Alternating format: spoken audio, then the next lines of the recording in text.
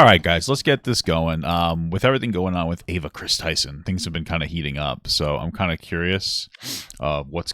I don't know. Personally, I've talked about the Ava Chris Tyson situation. It doesn't really seem fair to me that people are going after MrBeast now, especially with some of the clips that I've seen. They seem like kind of nothing burgers. But whatever. Let's see what we got here. This is from somebody called Dogpack404. Incredible. I worked for MrBeast. He's a fraud. Okay, cool. Thank you so much for the 11-month small gut from Z. Hey, bro, you need this more than me. Thanks, man. I really appreciate that. Okay, let's go. Do you think attention is the most valuable currency in the world? Maybe. Well, of course. Maybe the US dollar is. If you could post something and everyone in the world would watch it, you'd be the most powerful man on earth. Cool. We're not promoting gambling. I think people are going to see this name. Oh, the guy who just throws away millions of dollars on YouTube videos is a gambler. Who would have thought? Lottery for money. The point of these gambling with people's lives. You don't have to pay anything to enter the game. How is this legal? I don't get it. It's a scam. Hundreds of forged or fake signatures. A lot of stuff hitting me in the ears. Ponzi schemes are great up until they just go bust.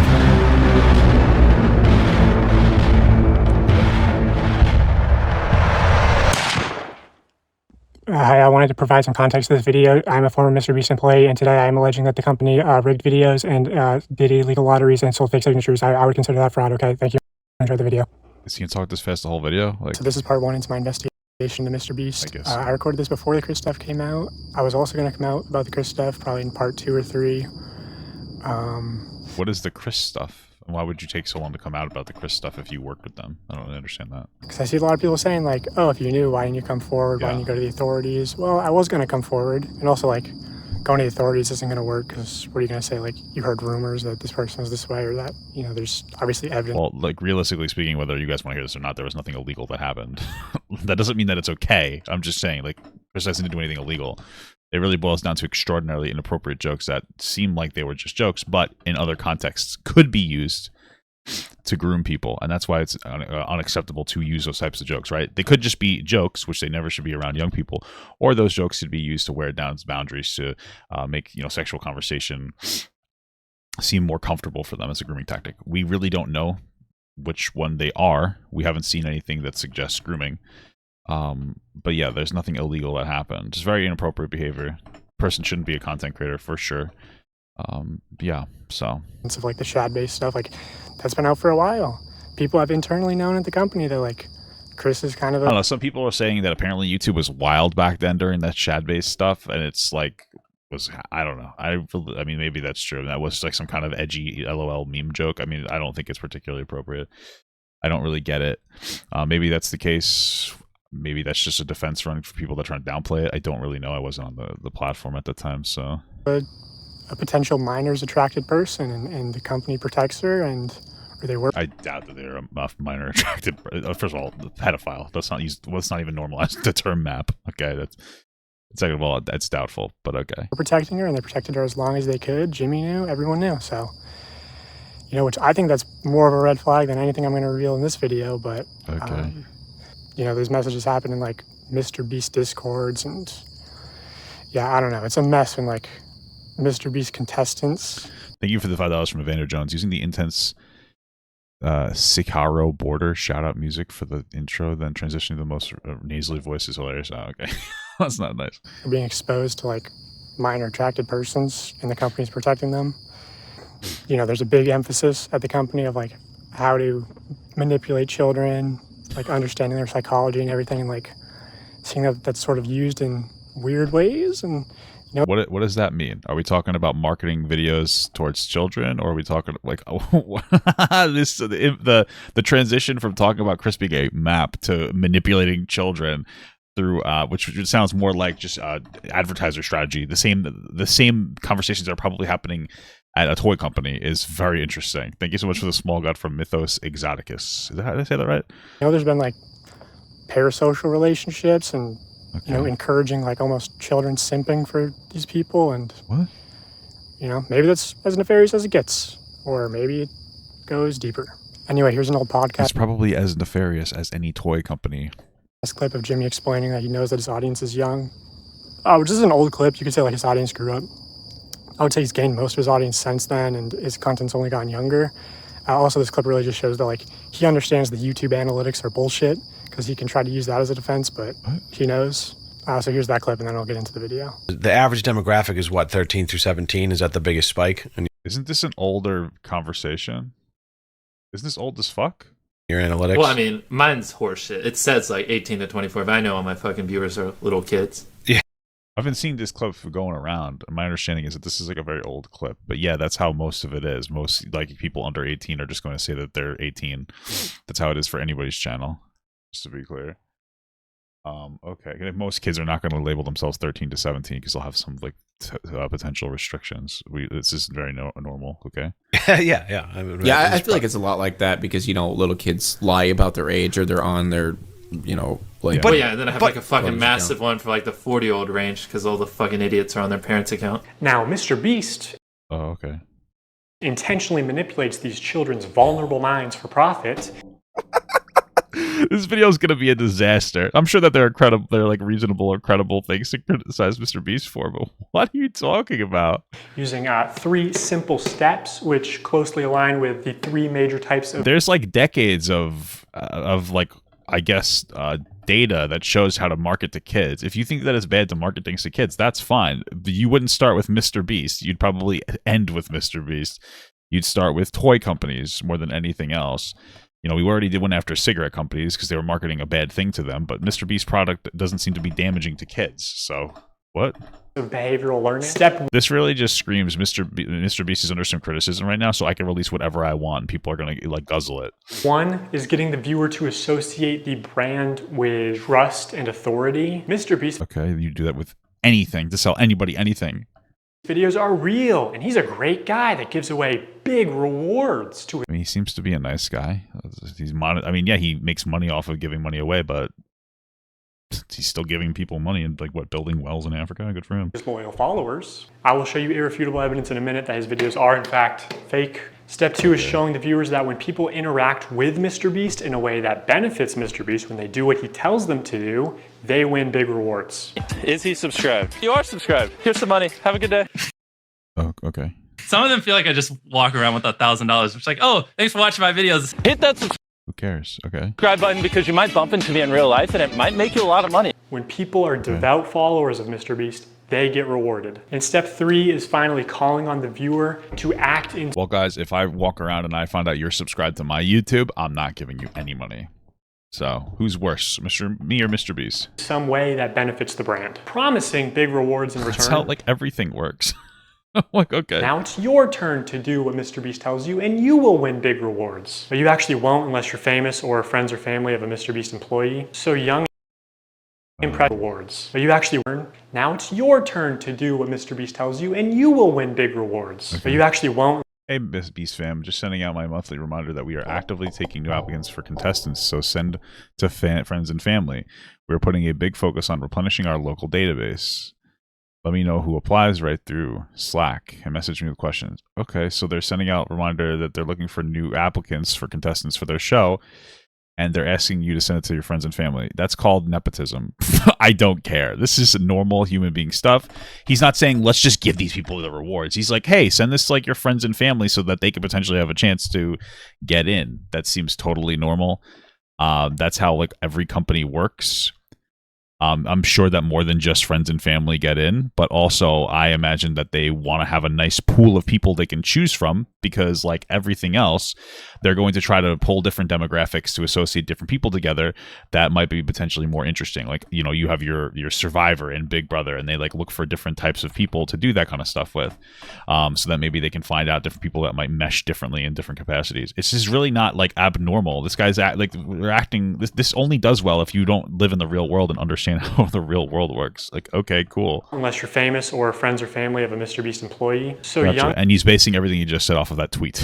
Cool. impressionable viewers are made to believe that MrBeast is a trusted authority who can give them big rewards. These young viewers are explicitly shown that dedicated followers or random subscribers like themselves are winning big rewards when they do what MrBeast tells them. These young viewers are explicitly told repeatedly that if they subscribe, if they buy products or act in some way that benefits the brand, they will win big rewards. Okay. Trust MrBeast. It sounds like they're entered in some kind of sweepstakes or something. What? Watch him help others, contribute to his cause, and one day he'll help you too. That's the formula. Subscribe for a Lamborghini, and to make me happy, you could be in one of these. Subscribe right now. It sounds like they might actually be able to be in one of those videos. I I work in marketing. This is the first thing you learned. Yeah, this seems like typical marketing stuff. Next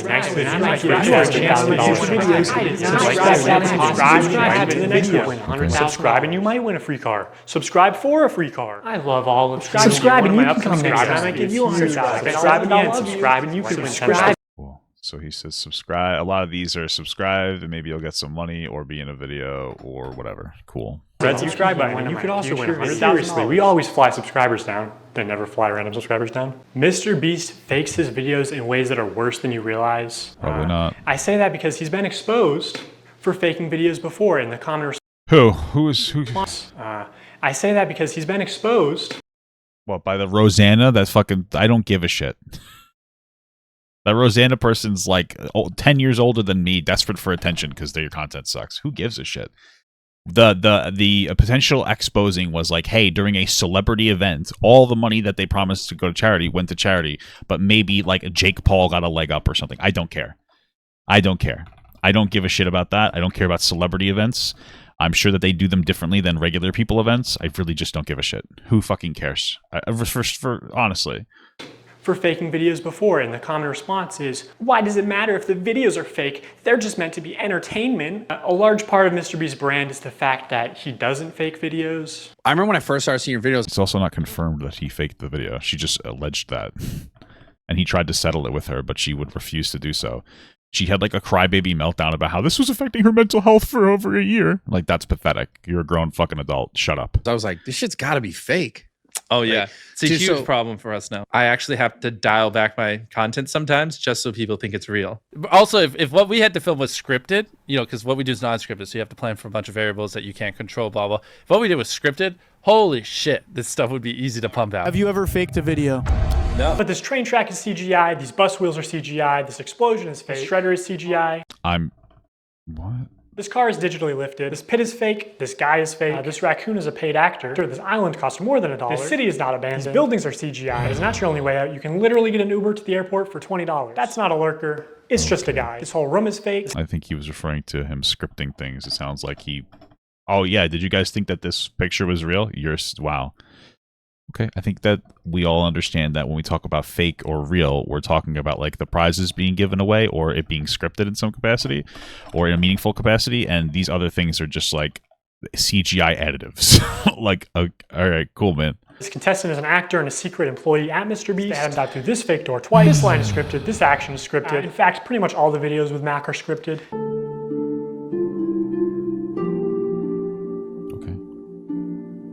So do people not get like the money that they're told that they're going to get if they win, or what's the problem?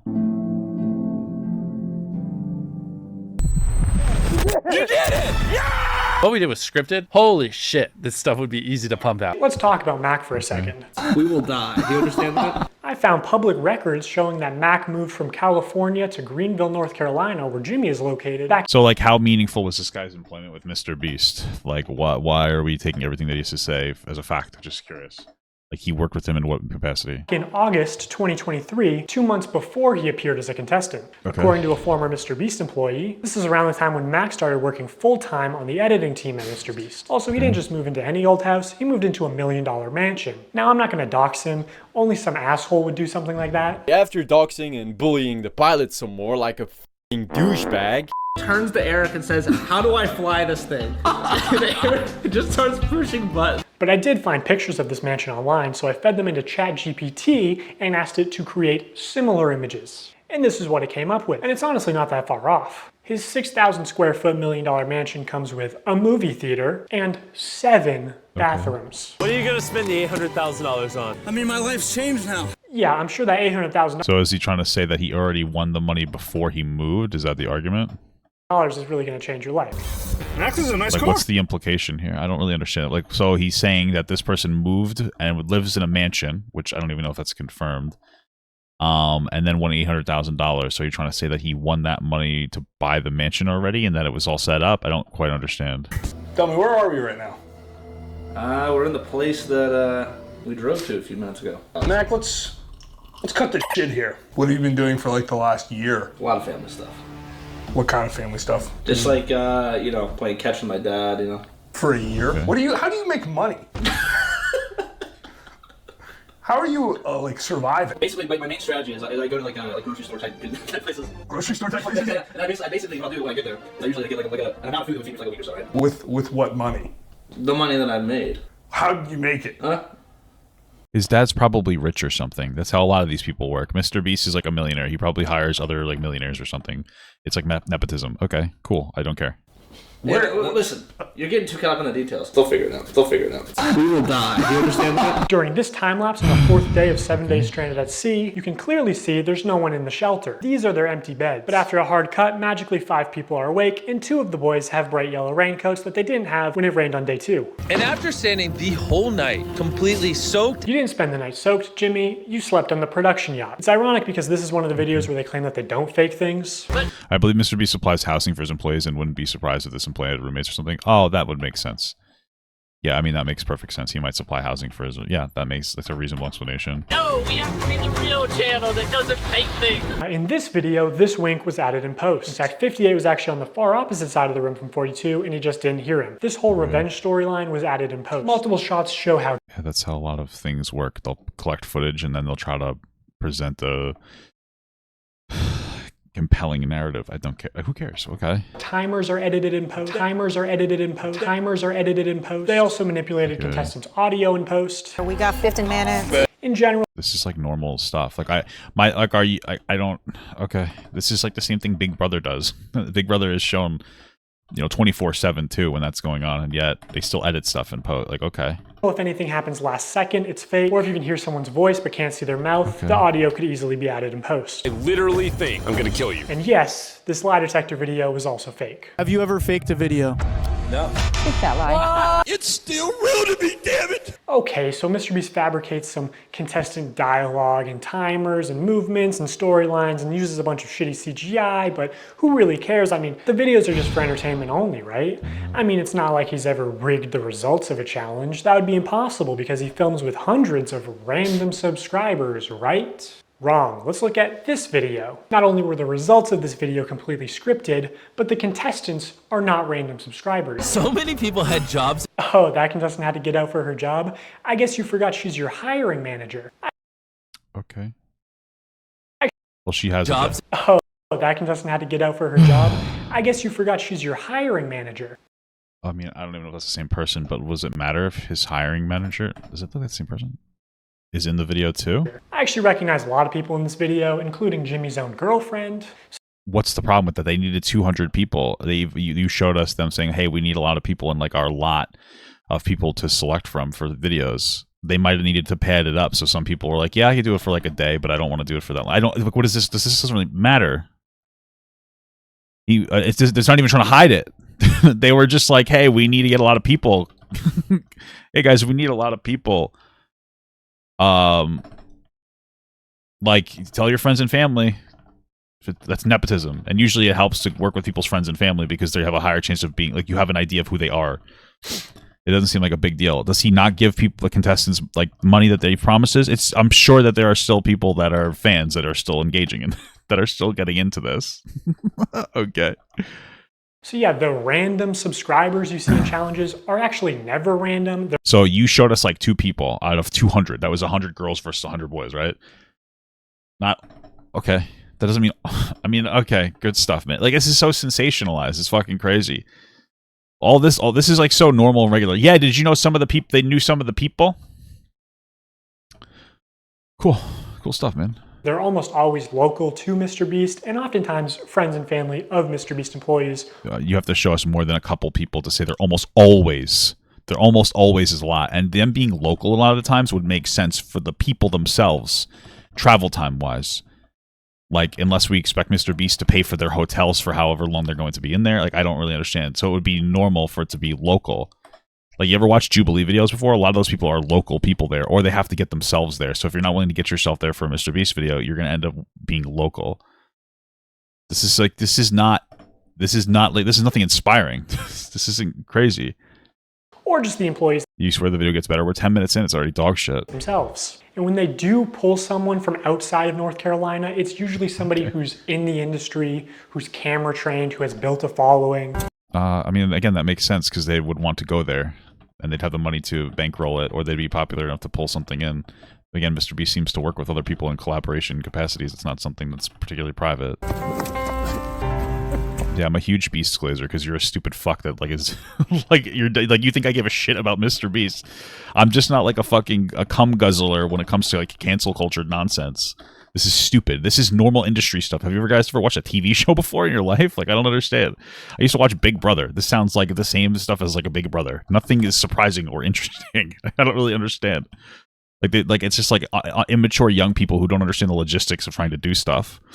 Well, he uses a lot of people that are local to where he's going to hold the event. Yeah, because I'm not going to pay like $2,000 or whatever to fly to MrBeast's area and then get a hotel room to be a contestant. Like, okay, and he's not going to either. So it's going to be more local people.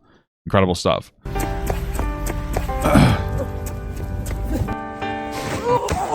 Hey, anyone I'm friends with watching that wants 10 grand? They are never random subscribers. If you subscribe, you will not win $1 million. And what's even worse is that the results of this video were Well, it sounds like it's not random subscribers. It sounds like it's people who like sign up to be on the show and potentially get in. completely scripted. According to a former MrBeast employee, it would have been a PR problem if the boys had won by a lot. And because so many of the female contestants were MrBeast employees who got out immediately, production stepped in to actually make the results of the challenge closer. Okay, were the results of any video rigged? Short-term employee that wants to be anonymous. Okay, great. So that's a lot of credibility there. Definitely real.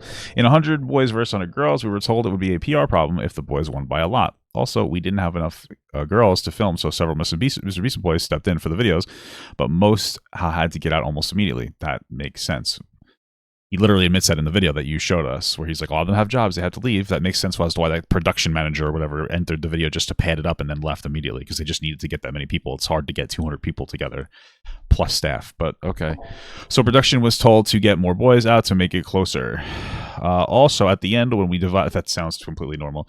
Also, at the end, when we divide the circles into 10 parts, there was a shift change of people monitoring the contestants. After that, I noticed no more girls got out, so I think the results were pretty much rigged. Okay, so this person, it's like, that's, there was a shift change, and then I noticed a lot more girls got out. Cool, great. I love the information. You can actually see some of this happen on camera, like when Jimmy pays one of the boys $10,000 to leave, which is twice as much as the actual prize money.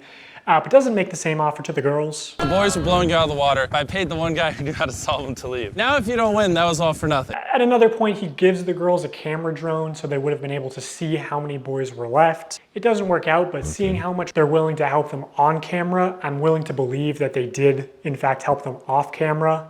Okay. Apparently at the end, they were only monitoring the boys to see if they stepped on the red line and not the girls, so that the girls would win the challenge. A lot of assumptions you're making, but okay. And to be clear, obviously the girls had an unfair start with having so many MrBeast employees get out immediately. You know, I think they all did deserve $5,000 for that, but also the boys should deserve a fair chance at winning, I think. I think that's the expectation when you run a game show. Okay. But hey, that was a while ago, so I'm just glad they're not doing another rigged boys versus girls video. So knowing that MrBeast likes the results to be close and that offstage producers can sort of influence how a challenge progresses, I want to show one more example. This is a real-time video, meaning that time elapses the same in the video as it does in real life. Now immediately the intro is sped up and the timer is clearly added in post, and he clearly touches the laser here. But whatever, let's assume that it's all real time. When he reaches the bottom floor, he has to turn these water valves. Now you can tell that these valves aren't actually connected to anything because the water flows out in an instant, and it happens when he's not even touching the valve. The contestant also goes back to the first valve unaware that anything had happened, and he's still able to spin it. So the valve seems to spin freely and isn't actually connected to the flow of water. Yeah, no shit, because then it would be heavier. So they probably just have a valve there, and then when you turn the valve, somebody presses a button and then opens the water, rather than having a more complicated system of turning the valve that's directly connected to the water. Like, I don't know exactly how it's set up, but that's probably, the valve probably just exists as a spinny thing, and then somebody else presses a button and opens the water when the person does it, because it's probably a much easier to turn and logistically easier to do, or else you're going to have like a complicated set of pipes. So that's just like normal set building. Okay, cool. So you could assume that producers might be off camera with remote switches to trigger. No, I would assume that if he's in this, if he's over here in here, no valve system setup would be able to turn over here and open a hole over here. So, or if it happened, it would be extraordinarily expensive and impractical. So they just made the valve there, and then he spun it, and then someone's like, "Yeah, let me." Oh, okay, he spun it. Press the button to open the waterway. Okay. This is a very normal. This makes perfect sense. You're trying to make it seem like everything must be fake because of that. That's normal set building. Okay, like this seems extraordinarily normal. I would do the exact same thing. Why would you? What do you want to hire like a fucking like that? Just sounds extraordinarily complicated to have a valve over here directly connected to the water flow of a pipe out here. But okay. Trigger the flow of water, and assuming they've tested this, the producers might know how long it takes for the water to clear out of the room. They probably would know that. So they could sort of decide on the fly how many turns of the valve it takes, or just when to trigger the water in general. Sure, that makes sense though. That's not like a dishonest thing that's happening. To make the results close. And in this video, spoiler or because it's just easier to do it like that. The contestant wins the money. So rigging the challenge could be seen as a good thing, but there are many examples of... Well, I mean, if they rigged the challenge to get the contestant to win, that sounds like a positive thing, I get. Okay. I mean, I'm more concerned if they try to cheat people out of money or don't actually donate the money that they promise they will, but okay. Contestants losing. And in traditional media, this kind of rigging is actually completely illegal. We always have the same... The type of what rigging? What are you talking about? It doesn't seem like they rigged anything. They just okay. It just seems like they had a wheel that you turn, and then they would manually press a button that opens up the waterway instead of having the wheel connected to it in a complicated mess of plumbing. But okay. Person tie all the knots so that we know they've tied them at the exact same tension. I mean, we get down to inches, and then we have a standards and practices person. And if you don't know what that is, on any kind of a game show where there is a prize, you have to have somebody that ensures that it's fair. Okay. Did they not have a standards and practice person on the MrBeast thing? Is this guy? They are out. Then we could go somewhere from there if they aren't legally following that protocol. Is that the next claim? Out there essentially to make sure that we don't do something that would favor one player or one tribe. I paid the one guy who knew how to solve them to leave. In my mind, I'm thinking it's a fair game. So did they? So is your? I need to know if the argument is that they didn't have that standards and practices person. That would be an actual criticism that you can engage with. I don't care about crybaby fucking. I don't care about her. She's a loser. I watched this already. It's crybaby bullshit. I don't care about a celebrity event where the charity still got their money. I truly don't. And she's honestly, if she was having a fucking emotional meltdown because MrBeast might have cheated her out of money, but I don't even know if I believe her. She looked like she was desperate to like start some kind of online thing. He's like, "Hey, let's talk about this in private." And she's like, "No, I'm not doing that." It just sounds, I don't care about her. Because I really wouldn't doubt that if there's a celebrity event, everybody's made to know beforehand, like, "Hey, listen, like it's a celebrity event. The charities are going to get their money. It might have different standards in another video." It doesn't really matter to me. Just show me that the charities didn't get money. Game. But it's not. If they were having problems finding people, they can see kind of what area you're in. And they came to my area many times, and I was in the smallest cupboard. They had like big ones, medium ones, and small ones. I contorted this little 4'10" body into the smallest space, and I was in there for hours. And they didn't even open the door because they were like, a person can't even fit in there. So they went in there and they opened all the cabinets, and my heart was like, oh, they're going to find me. They're going to find me. And then I could hear them saying, like, she's not here. I don't know what you're talking about. Like, she's not here. The other thing that they said... Thank you for the $5 from Nightshard. Hell's Kitchen is also rigged, so should cancel Gordon Ramsay and every other game show. They're not really rigged. There's probably just aspects of the show that they have a level of control over. I don't necessarily care. Like, that's not the same to me as, like, heavy rigging or the more important thing that I would be concerned with, which is not actually donating the money to people. Like, some of these things boil down to, hey, we didn't get enough people for our 200-person event. We're going to have to get some other people that we work with, and they're going to have to bow out early because they have other jobs to do. Or like, hey, guys, let's do something with this valve instead of making it super overly complicated. Plumbing-wise, let's just kind of make it so that when somebody turns a random wheel or the specific wheel, we press a button that opens up the water hatch. Oh, these are normal things. Is absolutely no climbing in the air vents or the ceiling. And they said it's because they do all their wiring in the ceiling. So I am up here. Okay, I feel good about this spot. If it was held accountable, especially because this was a YouTube original production, Zach would have been eliminated for cheating. He broke the rules, and guarantee you, if I climbed in the ceiling, MrBeast would eliminate me. He was in the ceiling! Also, I think some of the MrBeast For like 2 seconds. Is there multiple levels to see? Okay, maybe. All right, hold on a second. I want to read this. Also, I think would eliminate me. He was in the ceiling! I'm not sure if that's even true what she's saying. Creator Games was not for charity. Creator Games 2 and 3 trivia and hide and seek had nothing to do with charity. The winners of the compilation would receive prize money under the vague condition that they give the money to their fans.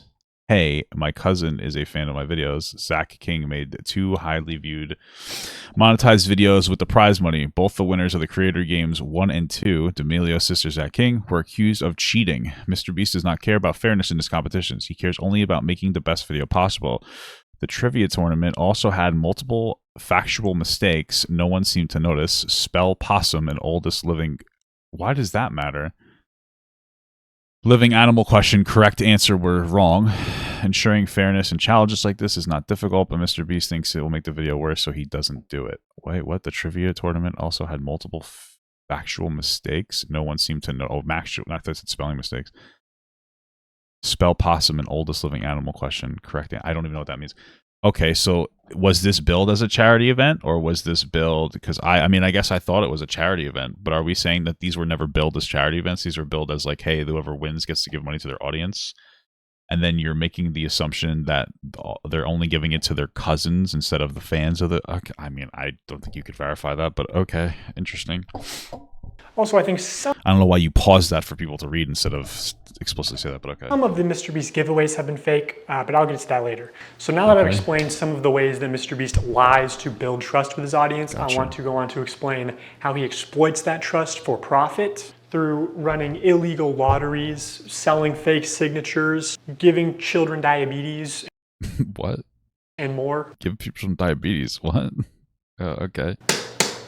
A call to action is simply when you tell the viewer to do something, saying subscribe is a call to action. Sure. Early in his career, MrBeast found a better version of this where he takes a call to action and he adds positive or negative reinforcement to it. Now, as adults, we can How early in his career? recognize that subscribe for a cookie is a joke. It's not a real offer, but again, MrBeast's audience is primarily children who may have authorities in their life that actually use sweet treats or video game detentions as forms of reinforcement. Okay.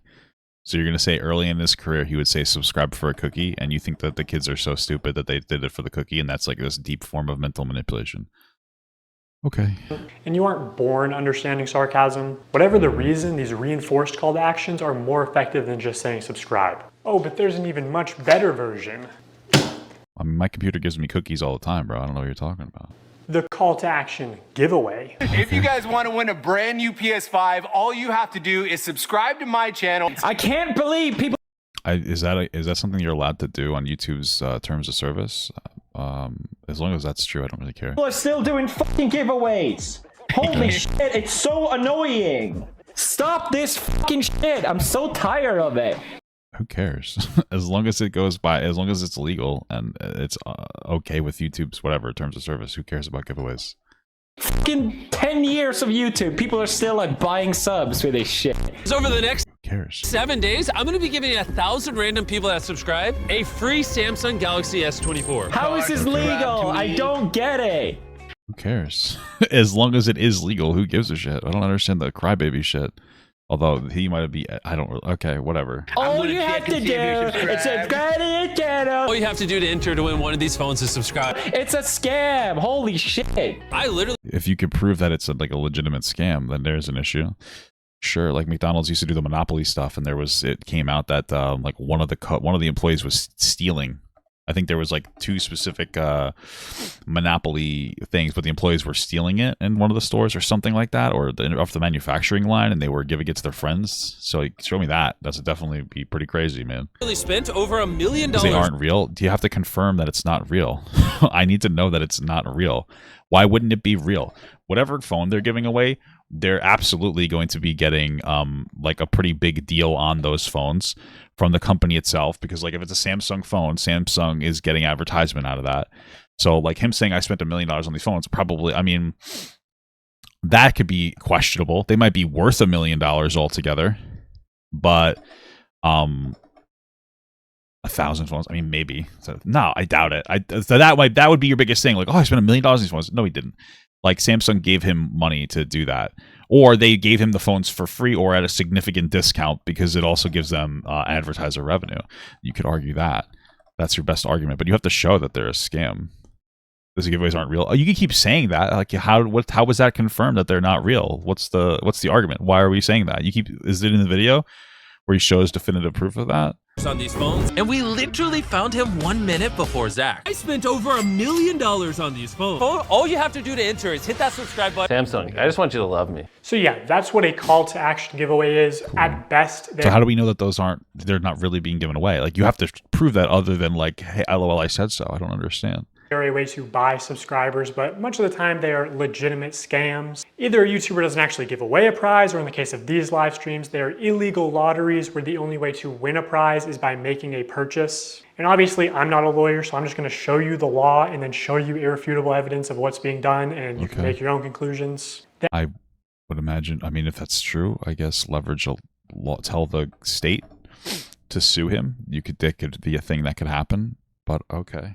The FTC defines a lottery as containing 3 elements: a valuable prize, random chance, and consideration, which can be time or effort, but in most cases is just payment. To successfully run a contest or a sweepstakes, you must eliminate one of these factors. A contest, for example, eliminates chance, and a sweepstakes eliminates consideration. In determining if any MrBeast giveaways have been illegal lotteries, we need to identify a prize, which is distributed through random chance and cannot be won without spending money. On August 2nd, 2020, MrBeast live streamed him and his friends signing limited edition shirts celebrating 40 million subscribers. And here are just some of the clips from that stream. For those of you who are just joining, if you buy one of our limited edition 40 mil special shirts, we're celebrating 40 million subscribers with a really big video, then we will sign that shirt, and some of them will get random prizes like this. And 10. Oh, okay. I mean, it doesn't really seem like a big deal, but if it's a legal issue, sure. It doesn't really sound like a huge deal. Hey, we might throw a gift in there. Morally, I don't care.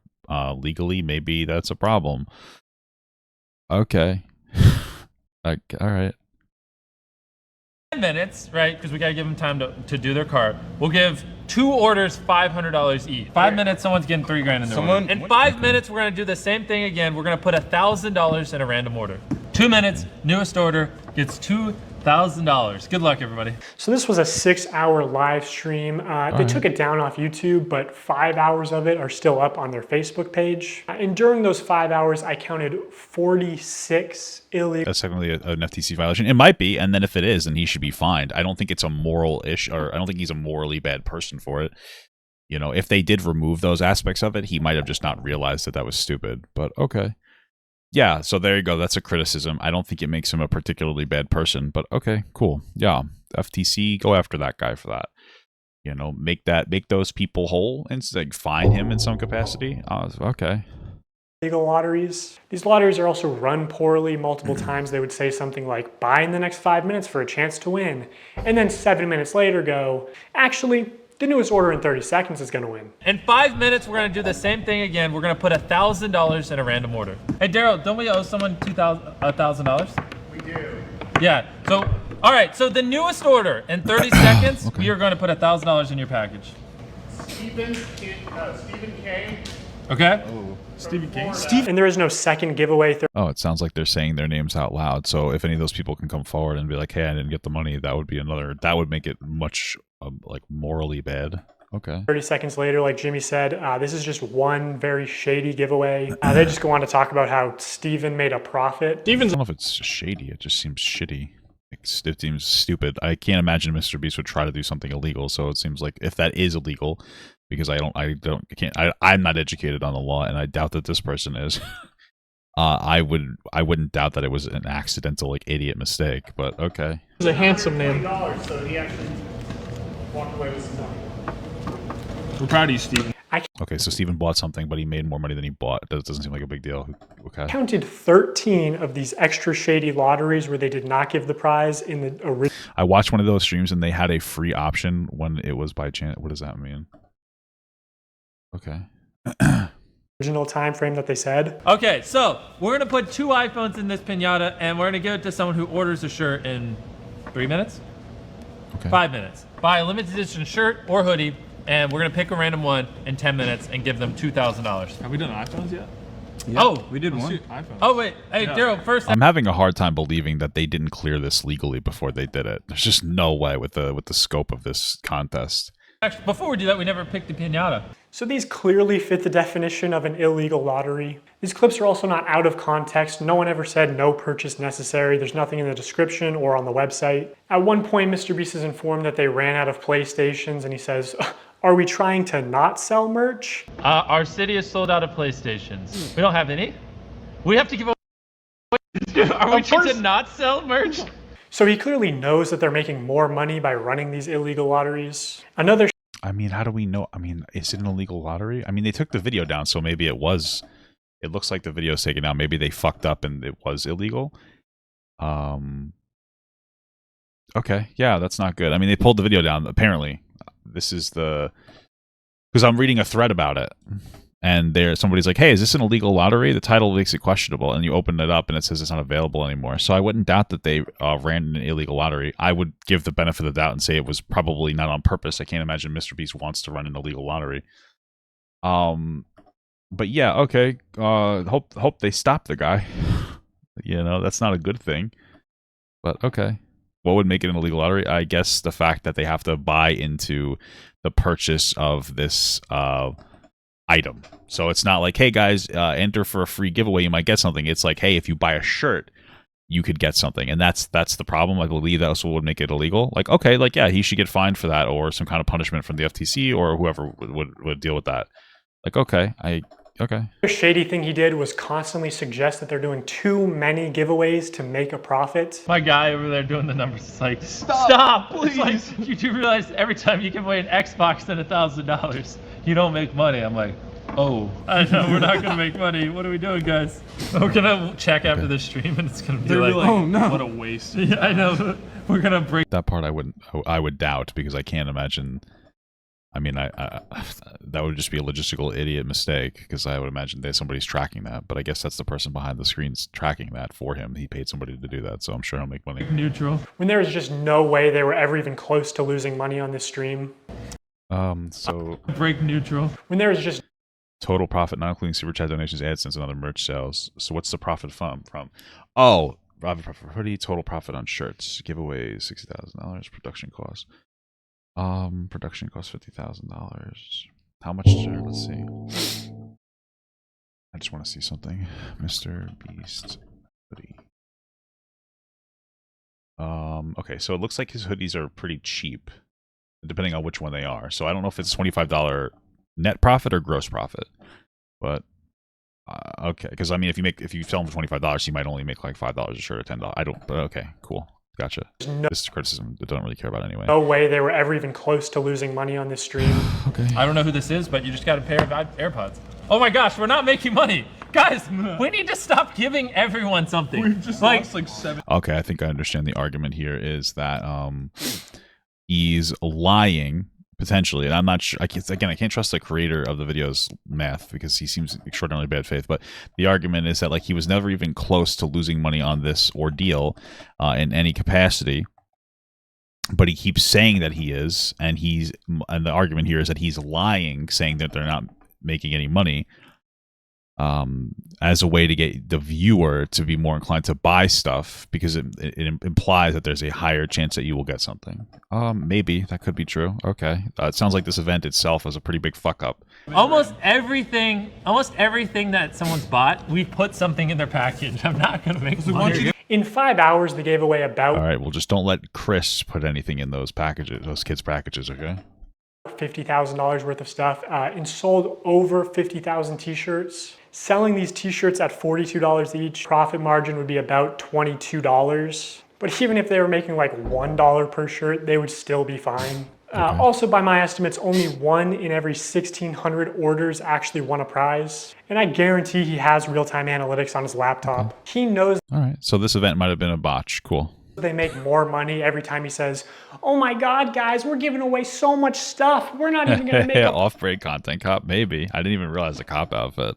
I wonder. profit. Please, don't you want me to make a profit?" That's why he keeps saying it. Also, they just don't show how winners are picked. So it's probably not actually random. You know, humans Well, you can't. That's a complete assumption, but okay. have biases. Considering they were saying the people's names out loud, I wouldn't doubt that they're actually random. Imagine Jimmy tells the guy off camera, "Hey, pick a name right now." And he sees 2 names. One is easy to pronounce, one is not. That's your argument, that it must be fake because the guy's picking it might have difficulties with English or something. That's a reach. That's just stupid. Like at that point, like how many straws are you grasping for? Yeah, I doubt that they were even giving people away because one guy might not be able to pronounce a Japanese name, so he's going to give it to the white guy. Maybe he's also racist. You know, like what are we getting into fucking systemic racism conversations? Oh, it sounded like a black name. I think I'll just give it to the white guy. Like I don't understand. Like you're trying real hard with that one. But maybe that happened. This is why lotteries are heavily regulated to ensure fairness. Also, Okay. obviously, I agree. It sounds like this event was kind of a misfire, and it seems like they took it down, and hopefully they do better. But okay. you have to be 18 to play the lottery. It's gambling. MrBeast isn't just Okay. promoting gambling to children here. Oh, sure. I mean, like, let's talk about loot boxes then as well for like video games. That's a whole conversation to have as well. Or like those toys in the supermarkets where it's like you get a random prize if you buy something, which a lot of those are marketed to kids. I'm not saying all these things are okay. I'm just saying it's interesting we're so critical of MrBeast when this is like a lot of these things are unfortunately like very normalized. And we should be talking about those more. So He's running the casino. by the way, I love those random mystery things, just so you know.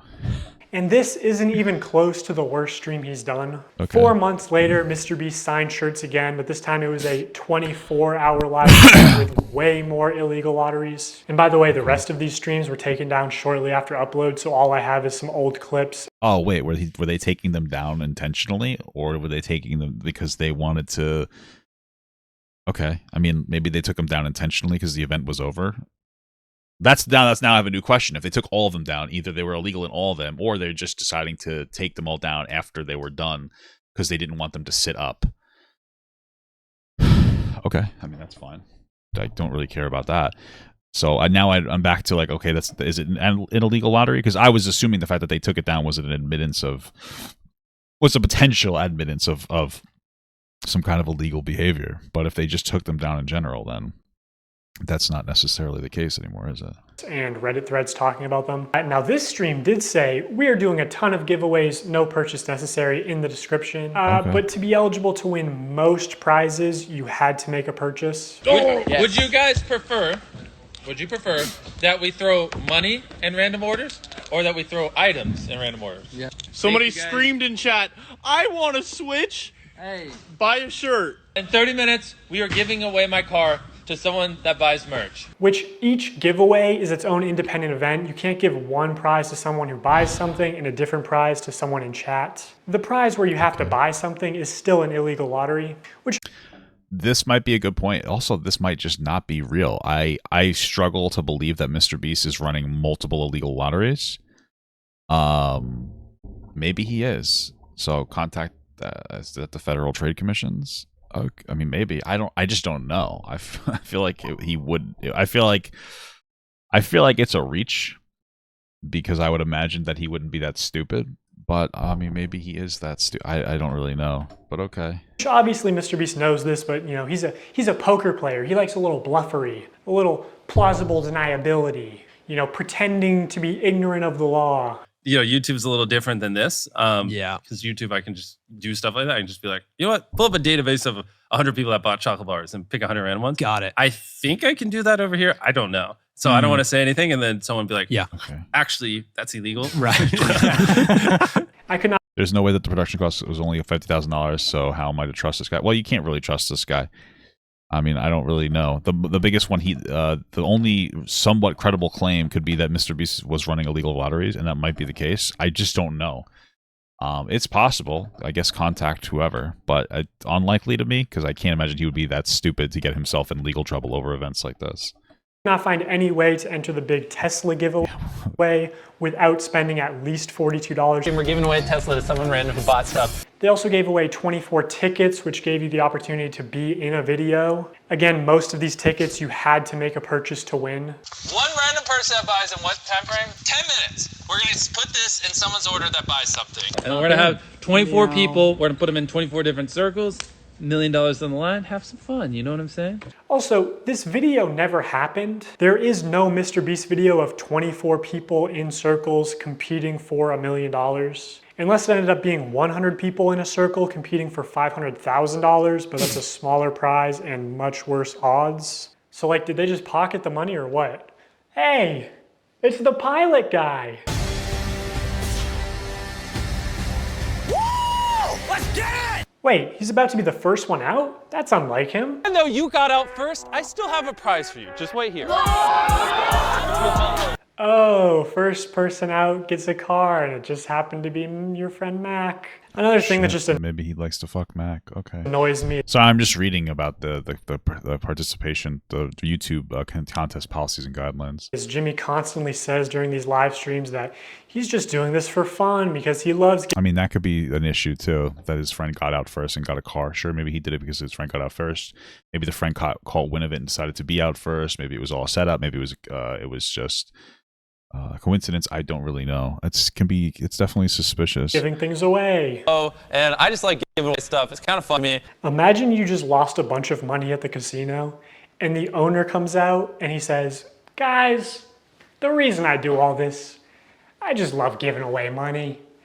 Also, you're 7 years old in that example. It's insane that he can flip these. Well, it sounds like people are buying stuff of value with the potential of getting. It's not quite the same as gambling. Just to be clear, it may be illegal. I don't really know 100%. I think there's a difference between saying, hey, buy a shirt and I might throw $1,000 in there versus like, hey, gamble your money for no reward. Just to be clear. But okay. And maybe that's how they're circumventing this lottery with the potential legal loophole that you're buying the merch with a chance of getting an alternative price. I don't really know. I'm like reading into the laws. I have no idea what it would be. But maybe that's how they're doing it. Okay. Massively profitable illegal lotteries targeted towards children as an act of generosity. So I'm going to give you guys a few minutes to go place an order at shopmrbeast.com. Anyone watching any of the lives. And we're going to throw iPhones in some of them. And again, there are very few videos of this live stream. I'm just because I see the one rule is your contest. This is YouTube's policy and guidelines. Is that your contest must be free of charge to enter. So I don't know if they're like I don't know if they're circumventing some kind of an issue. I just don't know. I mean, I wouldn't doubt that he found some kind of a loophole. Which it might be the buy merch loophole. So you're not actually buying it, but you're kind of buying it. I don't know. I really don't know exactly what it is. Stream on the internet. I think MrBeast probably copyright strikes re-uploads, but almost any. I've never had him do that. I've reacted to a couple of his videos. Clip you do find will have some new violation of internet gambling or sweepstakes laws. I thought it was him. I was like, keep going. Wait, really? Let's go! Wait, it's literally like his initial. Who is it? My cousin. Wait, really? Actually, that's illegal. Some of the common complaints we see in it might not. I really don't know if it is illegal. He's making this absolute assertion that it will be illegal. I don't know if that's true. Okay. Threads about this live stream are that they only signed large t-shirts. So when they selected an order to give a prize, it was apparently always a large or extra large t-shirt. That's just a random person with 3 upvotes saying that they noticed they only signed large t-shirts. Okay. They kept saying things like buy in the next 15 minutes for a chance to win and then not honoring it. Multiple people claiming that their name was read to win a prize and they never received it. Okay, cool. Where's that? Is the link in the description? I won in the 24-hour stream and MrBeast didn't give me anything. I tried to contact this team so many times. After they just ignored my messages, I found other people who won. The same thing's happening to them. If you win online, they might just ignore you and forget about you. Look for yourself. Okay, I guess I could try to find that thread from 4 years ago. This person would just have to prove that he realized he won. Okay, there's nothing in the description. How the fuck am I gonna find that? Can somebody find this for me? This person is still tweeting about it to this day. Well, I want to read the tweet. Win a prize and they never received it. This person. Sorry, just look at that. MrBeast fans, please get this from Jimmy ASAP. 883 days ago, I won a MacBook Pro on the 24-hour live stream promoted on YouTube. First time watching and supporting MrBeast. However, due to the lack of communication, I was never contacted by anyone on how to collect my prize. Hey guys, how do we know that? How does he know why does he think he won? I need to know, like, why does he think he won? Oh, watching MrBeast's 24-hour live stream. That's wild. Okay, I mean, maybe this is true. I just need a little bit more before confirming it. I mean, if they're saying first name, I mean, how many people were watching the stream? If they say somebody's first name and just an initial, I wouldn't doubt that some people think that they won when they didn't actually win. But okay, watching MrBeast. Fuck. 24-hour stream. All right. Interesting. I don't know if I can find this guy's live stream, to be honest with you. Person is still tweeting about it to this day. There's a lot more people complaining about the deceptive sales tactics. Reading all this really upsets me because I spent money I honestly didn't have for 5 shirts at different times during the live when they said things like buy now and you will get prize or money. And I received 2 orders and nothing but shirt, both with MB and one with a heart and one with a smiley. I was hoping for at least a couple things for Christmas for my family. Well, that's you. Admittedly, if it's illegal, that is a problem. But like, I don't know. You bought a bunch of shirts hoping to get a prize and you didn't. Okay, I don't necessarily care about that. This commenter also goes on to explain that she's disabled. The guy who made this video has an evidence document on his Twitter. Okay, let me take a look at that. Maybe. Where's his Twitter? Okay, where's his Twitter? How do I find his Twitter? I would like to take a look at that. That seems relevant. He doesn't have a Twitter linked. How do you know that? What the fuck? Has PTSD. Lottery. Wait, what? My family. This commenter also goes on to explain that she's disabled, has PTSD. Oh, well, it sucks, I guess. Nobody put off fireworks. Lotteries and what's this guy's thing? What's this guy's Twitter? Scams specifically target vulnerable populations like that. I'm disappointed. My son bought a signed shirt and was so excited. He watched a live stream and saw that people who bought would receive $100. He was excited to win something and be a part of his favorite streamer, MrBeast. When the shirt arrived, he was grinning from ear to ear. When he realized that there was no $100, he was visibly disappointed. I don't care. Like, again, if this is illegal, then like that would be a problem. But like your kid not winning something, on a giveaway, which is never a guarantee to win, that's just called a formative moment. So I don't give a shit. He said nothing other than, I guess he meant everyone except me. He loves his shirt, but I'm really upset seeing him hurt. And obviously people people can lie on the internet, but a lot of people are independently claiming the same thing. It's like on the screen is like 10 different people with like 2 likes on it. Like people are going to be disappointed in sweepstakes. Again, I'm more concerned with the potential that it was illegal. And that would be something that like some kind of government institution would look into. Okay. Like that at the end of the live stream, they said. Where are we seeing? I'm on his thing. This is him, right? Dogpack 404. Where is this thread? Is it linked here?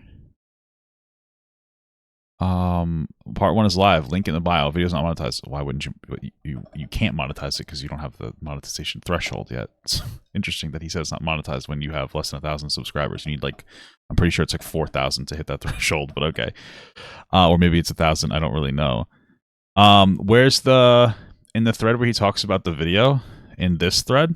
Okay. Gotcha. So I'll take a look at that after we're done, I guess.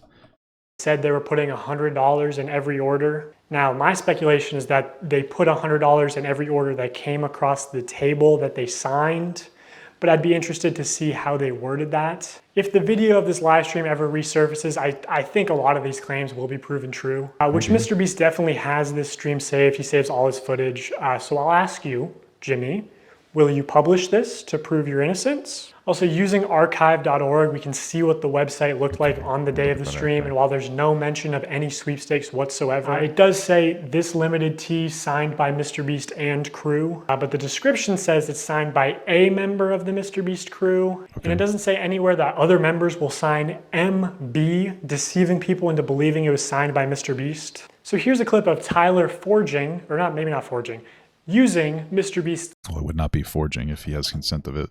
So it sounds like they're going to get like a MrBeast hoodie or thing signed by somebody on the MrBeast crew. It's going to say MB. They're very public. I doubt that that's some kind of illegal or immoral thing to do. Okay. Signature. So Tyler signs MB, which is MrBeast's signature. Then he covers it, signs his own initials, TC, smirks, looks around, and then quickly slides the shirt away. Could you make it any more obvious? You know, you don't accidentally have someone else's signature as muscle memory. And again, I'm not a lawyer. I think this is fraud. So what you're saying, yeah, you probably, okay. Yeah, so what's the argument here? That this guy is used to signing it with MrBeast off camera? But it sounds like they said that inside of the description of that. Okay. Maybe they could say it's the brand's signature, even though it's clearly, I mean, MrBeast is the brand. Implied that this is Jimmy's signature, which was established during the last live stream. Okay. Hey! MB, MrBeast. So this is MrBeast's signature. No way, this one was signed by MrBeast. It's just got the MB, but that means it's signed by MrBeast. Got him. That's obviously his, MrBeast. This is so cool. That's obviously his. Obviously his. MrBeast. This is so cool. Okay. That's obviously his, MrBeast. You know, maybe this is an issue, but based on the way it was worded, I don't know. I get the idea that it's just going to be signed by the crew with the MrBeast logo kind of a thing, or MrBeast company entity signature, but maybe I'm just misinterpreting that, or maybe it's just because I'm old and expect that. But okay. Some people bought these shirts as collector's items or even investments, and this puts into question. That's just a stupid thing to do, but okay. Question the authenticity of all MrBeast signed merch, which otherwise could have well, at least you still get the actual merchandise. So, okay. Been very valuable one day. Doubtful. This was clearly muscle memory, and judging by his body language, he knew he exposed this. Even Tariq notices Tyler slip up and immediately looks into the camera, looks guilty, and then readjusts his body and rubs his hands together. Also, MrBeast said during the live stream that this is the last time he'd ever sign anything, and that was just a lie. Illegal lotteries targeted towards children and selling fake signatures. Again, we don't know if these claims are valid because a lawyer hasn't looked it over, and he's even admits he's not a lawyer. Neither am I, so I don't know if these are illegal lotteries. I just don't know. I mean, imagine if any other YouTuber was caught doing this. You're very smart with your money. The guy who just throws away millions of dollars on YouTube videos is a gambler. Who would have thought? By this point, MrBeast noticed a problem with these CTA giveaways. I mean, obviously they're illegal, but more importantly, they're not as profitable as they could be. Look at it like this. There are two value propositions at play here. The perceived value of the product and the perceived value of the chance to win a prize. Sure. So for something like these $42 t-shirts, if the viewer values the chance to be in a video at $10, they need to value the t-shirt at an additional $32. Yeah, this is perception of value. Yes. Okay. To make the purchase. So the more expensive the product, the less effective the lottery is. You want to get the product as close to $0 as possible, so people are just paying for the perceived value of the lottery. That's what's most profitable because humans can't accurately comprehend the difference between 1 in a million odds versus 1 in a billion odds. They both kind of just compute as, I have a small chance to win, which MrBeast is well aware of this flaw in human mental arithmetic. At past a certain point, the average human is like, large sum of money, click. And like larger sum of money doesn't really impact the viewing experience. So also the... Okay, it sounds like he's just saying that there's only so much money that he could give away. This is just marketing. Like, there's only so much money that he could give away that would, before you hit a diminishing returns of people being more invested into clicking. So all he's saying is like, hey, people have the same mental perspective on getting $1 million as they do on getting $1 billion, or not $1 billion, or like 2 million, because like, and there's not going to be a gain on it. I mean, it makes sense. It's just diminishing returns. There's diminishing returns of like literally everything. Like I don't see marketing tactics, legal marketing. Not all. I don't know if this FTC thing is legal, but that just sounds like a legal marketing tactic. Hey, like we talked to a marketing team and they said like this is the amount of money we should give away to maximize our profits on our videos. Like, has it ever been has anybody ever thought that like MrBeast wasn't trying to make money? Like again, I need to see like did he fake charities or something? Did he not build those wells in Africa? What? The larger your audience is, the more profitable a lottery will be. Anyway, MrBeast wanted the cheapest product possible to use for these CTA giveaways. Basically a piece of paper, but you obviously couldn't sell a piece of paper without getting backlash. So in January 2021... Sorry, what did that say? That was important. Beastables did try to do a sticker sweepstakes, but they quickly removed the promotion because it encouraged mild vandalism and spreading garbage. I don't know what that's supposed to communicate to us, but okay. So in January 2021, 3 months after the last shirt signing stream, MrBeast did a live stream where for only $10, viewers could send a picture to the moon. Wait, JPEGs that are going to the moon? And of course he did more illegal lotteries. I at this point, we can't even establish that they're illegal lotteries. You keep saying that they're illegal, but like I'm not convinced. Now, they might be, and again, let the FTC deal with it, but I very highly doubt that MrBeast was intentionally running illegal lotteries. I don't really see, that just sounds like a bad marketing tactic. Maybe he was. I find it very hard to believe. I mean, report this to the proper authority, and then you've completely sold me, because I imagine that they'd love to fucking guzzle up that money. The government loves guzzling money, so... If it is illegal, I'm sure that they would love to do an investigation, but I'm kind of unconvinced that it's illegal. I feel like this is just this guy not understanding the law. Again, I could be wrong, but I very highly doubt that MrBeast wouldn't have, you know, a legal team on top of this situation, at the very least exploiting like a loophole. But okay. Just to keep things fun and interesting, as if putting a photo on the moon isn't interesting enough. Someone who puts a photo on the moon, or if you buy the bundle, whatever, and the next 30 minutes, we'll just fly you down to be in a video. 3 years later, the spaceship finally launched, carrying beautiful pictures of deceased loved ones to the moon, where they would be immortalized. It fucking exploded. Oh, well, that sucks. I imagine MrBeast didn't want it to explode. So obviously MrBeast refunded everyone, right? Right? Is it MrBeast's fault that the rocket exploded? No. I mean, I don't think I would have refunded anybody either. Hold on. MrBeast did a live stream where for only $10, viewers could send a picture to the moon. Okay. Well, I imagine he used those $10 to pay for the rocket that exploded. So, you know, it kind of comes with the territory. It exploded. I wouldn't expect anybody's money to get given back anyway. It is kind of funny. You know, it'd be even worse if like you sent a picture of your grandma in there and she happened to die in like a burning building, and then also the picture memory of her also died in a burning rocket, you know? That'd be terrible. Carrying beautiful pictures of deceased loved ones to the moon, where they would be immortal. You think it's all deceased loved ones? Like, maybe. I'm sure that they're regular, like just idiot pictures, and I would send a meme. I'd be a fucking idiot. It fucking exploded. Oh no, thank you so much for $5 from Sam Max up Papa God. Love your videos. Thanks, man. I appreciate that. So obviously MrBeast refunded everyone, right? Probably not.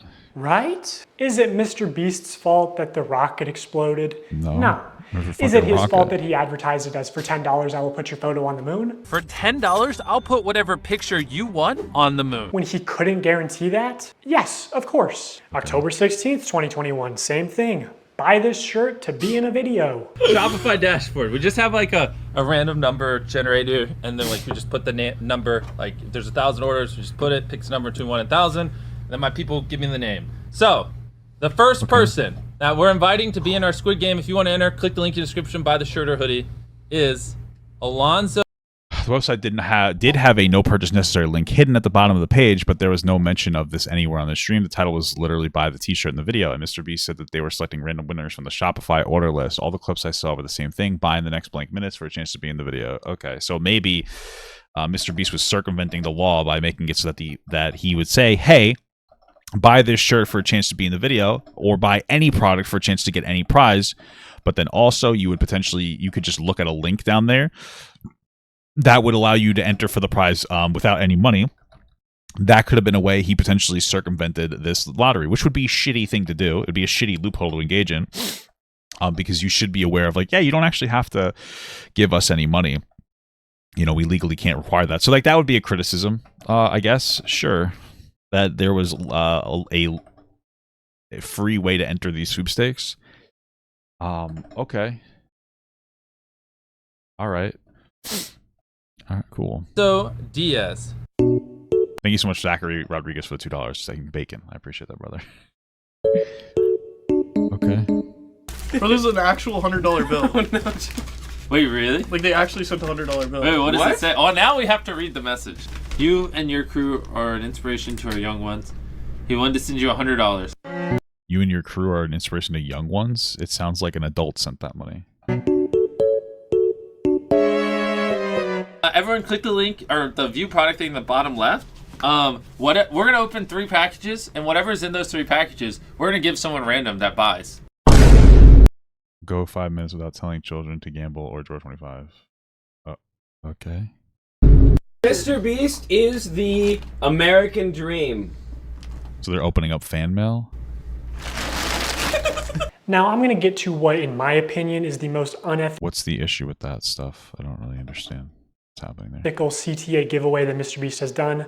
But before I do that, I really want to drive home the point that the closer a sweepstakes is to an illegal lottery, the more money it makes. Because, you know, every customer is supposed to be informed that they can enter easily for free and that making a purchase does not increase their chances of winning. Like, you're supposed to say no purchase necessary in all of your promotional material, which MrBeast does not do. This legal gray area only leads to people getting scammed, especially... All right, so just to be clear, there's a difference between a legal gray area and a scam. You could absolutely argue that what it sounds like he's probably doing, I'm not going to be more exact than that because I have no authority, I have as much authority as he does to say that it is or isn't illegal. But if you want to argue like, hey, listen, he should have made it more clear that you didn't have to enter to win, and the implication was that you had to enter to win because he made it difficult for you to realize that you didn't have to enter to win, that's definitely a legal thing that you could be like, oh, MrBeast, that's shitty. That's a shitty moral aspect of that as well, and you could definitely criticize them for that, and I think that's perfectly fair.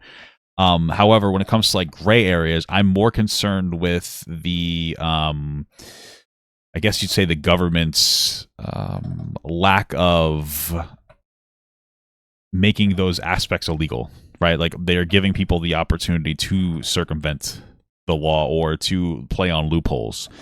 So that's how I am when it comes to people not paying their, like rich people not paying their taxes. Is that I'm more concerned with the governing body not doing something about it than the actual person exploiting a legal loophole. So I would say maybe morally it's bad if we can confirm that he's actually violating something, or maybe, or, you know what I mean, or if he's being a little shitty about engaging in a loophole, maybe. Elderly and children who are also being introduced to gambling. The only people who benefit off of sweepstakes are influencers and scammers. Remember, I mean, just to be clear, none of these kids can buy anything without their parents' money. I don't know if anybody realized that. But like, yeah, that's the nature of all these types of things. Yeah, you kind of have to teach your kids to be better and more responsible with their spending. I mean, you'd see more shitty tactics in a supermarket. When it's like selling kids like, oh, look, you can get one of 8 products in this blind box, and then the kids buy like 10 of them, and they still didn't get their favorite fucking dingle because their favorite dingle has like the lowest chance of getting it. You know what I mean? But okay. Remember Wizza, a sweepstakes company that got exposed as a total scam and shut down? Even Omaze, the charity sweepstakes company, got exposed as a scam and had to shut down in the US. Okay. Or back in the day, there was Mystery Brand. You remember Mystery Brand? So Mystery Brand is a website where you purchase different boxes with chances of winning things. Take, for example, this women's Christmas box. It costs $15 to open, and you can win the most expensive Los Angeles realty. But you can't even click it, okay? It doesn't even give you more information, but apparently it's worth $250 million. I love that you can't click it. Like, they're just like, trust us. There's a $250 million house with your name on it. All the way down to Icicle, Site Balance. I'm willing to bet that this is probably what 99% of the people are getting. Hey, at least MrBeast never wanted to work with this obvious scam. I mean, at least MrBeast's manager never went on some podcast and talked about how MrBeast really wanted to work with this company. No, what's this? Is there anything you've had to say no to? Yeah, tons. Yeah. So a good example.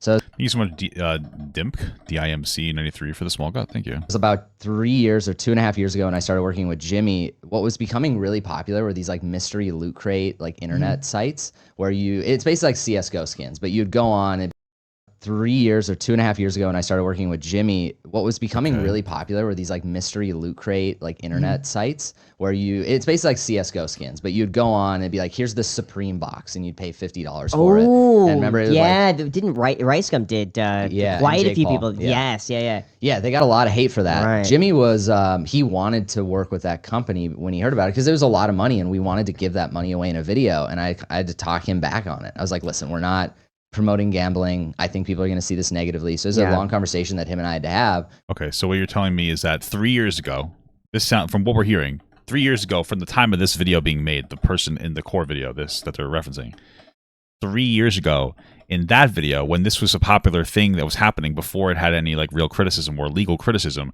MrBeast wanted to do it thinking it would be a good idea, but he had hired a marketing manager or whoever the fuck this is, and the guy was like, yeah, we shouldn't do it because it's not really a good look for us. Okay, I mean, I don't care. Is that like a big deal? I don't necessarily care. Is that like is it a huge deal that he didn't listen, and then he listened to the guy? I don't know. Okay. Hey, I really want to do this thing. It seems interesting, and then you find out more before knowing any information about it. And then your person that's like his job to be informed about this topic is like, yeah, it's a bad idea because of this X, Y, and Z, and you're like, oh, okay, we probably shouldn't do it then. That sounds like the logical flow of that conversation. It doesn't seem to be a particularly huge idea. But okay. Which eventually we passed on the deal, and then Jake Paul and Ricegum ended up doing that deal and got a lot of hate for it. Okay, so just to be clear, it sounds like they were talking about that deal before Jake Paul and Ricegum even started doing it. That's what you get from that last thing you're hearing. And then MrBeast opted out of it because the guy was like, yeah, this seems like fishy. And MrBeast listened to the guy whose job it was to say that stuff, and they never did it, and they avoided the criticism for it. Okay. Jimmy, why is your manager saying that you wanted to promote this obvious scam to your young, impressionable audience? It sounds okay. The manager he listened to, or? MrBeast launched Feastables, his new chocolate brand, back in January 2022. I tried a few of them. They weren't that bad. Tell you guys about my new snack company, Feastables. They're made with only 5 ingredients, but still taste amazing. And I'm kicking off They're not that good. I remember MrBeast, there was a guy who did food reviews. It might have been Keith Lee, or it may not have been. And whoever it was, though, was like, yeah, the chocolate's pretty mid. And MrBeast sat there and listened to it. He got upset. You can see it in his face, but he still posted the video. So it's like, okay. Feastables was something I've always wanted to do. 10 random bars are gonna have. I mean, those are the type of moments where you're really gonna put your ass to the fire. So if you're gonna make these chocolates that you believe in, they taste good because your palate sucks, and then you have other people, you allow them to criticize it in front of you, and they give it like 6s and 7s. I mean, that sounds like you're being honest. Thank you for the $5 from Angie Toasty. Papa, I've been watching this whole time, and I have no idea what's going on. Yeah, it seems a lot of it seems to harp on these. I don't know. I mean, some of it might be illegal. I don't really know. It's what it sounds like to me, without any type of like authority figure looking at it, governmental authority figure. It sounds like MrBeast might have engaged in some loopholes. Tax loopholes. Don't necessarily care that much. Have a mystery ticket inside of them, and if you get this mystery ticket, we will fly you out to compete for a chocolate factory in one of our videos. And on top of that, Chandler, we're giving away over $1 million in other prizes to random people that buy the bar. Dude, I need to buy these. It's interesting to look back at this because a large part of Feastables' marketing campaign was the fact that it's a better for you brand, that it's healthier for you than Hershey's. Was it? Less sugar, only 4 ingredients, all organic. I wanted to just make a better for you snack brand because I think a lot of the stuff out there is Oh, plant-based, gluten-free. Okay, yeah, I guess sure. It's just terrible for you. Because obviously so much obesity and disease comes from the stuff we eat. Like Hershey's, for example, there's 10 ingredients, super Well, that's like processed foods that cause those issues, not necessarily like plant-based, but okay. processed. Our Fusel's bars are 5 ingredients, and just all the ingredients are way higher quality. And it's infinitely better than the other options out there. I got all the Feastable chocolates. Let's try Yeah, Keith Lee. It was Keith Lee. He fucking shit on it. It was funny as hell. and rank them 1 to 6. I'm going to be completely honest. Totally not biased, because if it sells more, I make more money. I'm going to be honest, and I hope Jimmy is sitting next to me and not getting his feelings hurt. Compare it to Hershey's. It's our Crunch Bar. Okay. This is the one you believe in? Yes. Not crazy, Jimmy. No. It's so funny watching that, dude. I watched the whole thing. You don't like Crunch Bars? I do like Crunch Bars, but... Yeah, he said he worked with MrBeast. It seems more like the guy who like worked with MrBeast in a very limited capacity, and doesn't really have too much insider information on anything that's being talked about. But he's using that like very limited run with MrBeast to try to communicate more authority than he probably has to like definitive. Like a lot of these things are very assumption based. You know, a lot of his sources are look at this Reddit thread, but we're gonna read through his 23-page document after this. So. Again, it's too sweet. Let me try this. Maybe these are defective. Oh my god, this tastes good to me.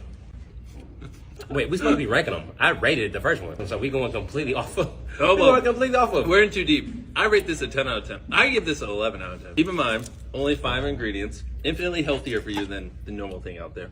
Also my favorite. Okay. Okay, here's the thing. I didn't realize you were a dark chocolate guy. I'm not a super dark chocolate guy. I do love dark chocolate. I get it a 7.8 out of 10. Okay, I'm starting to understand this, man. Okay, okay.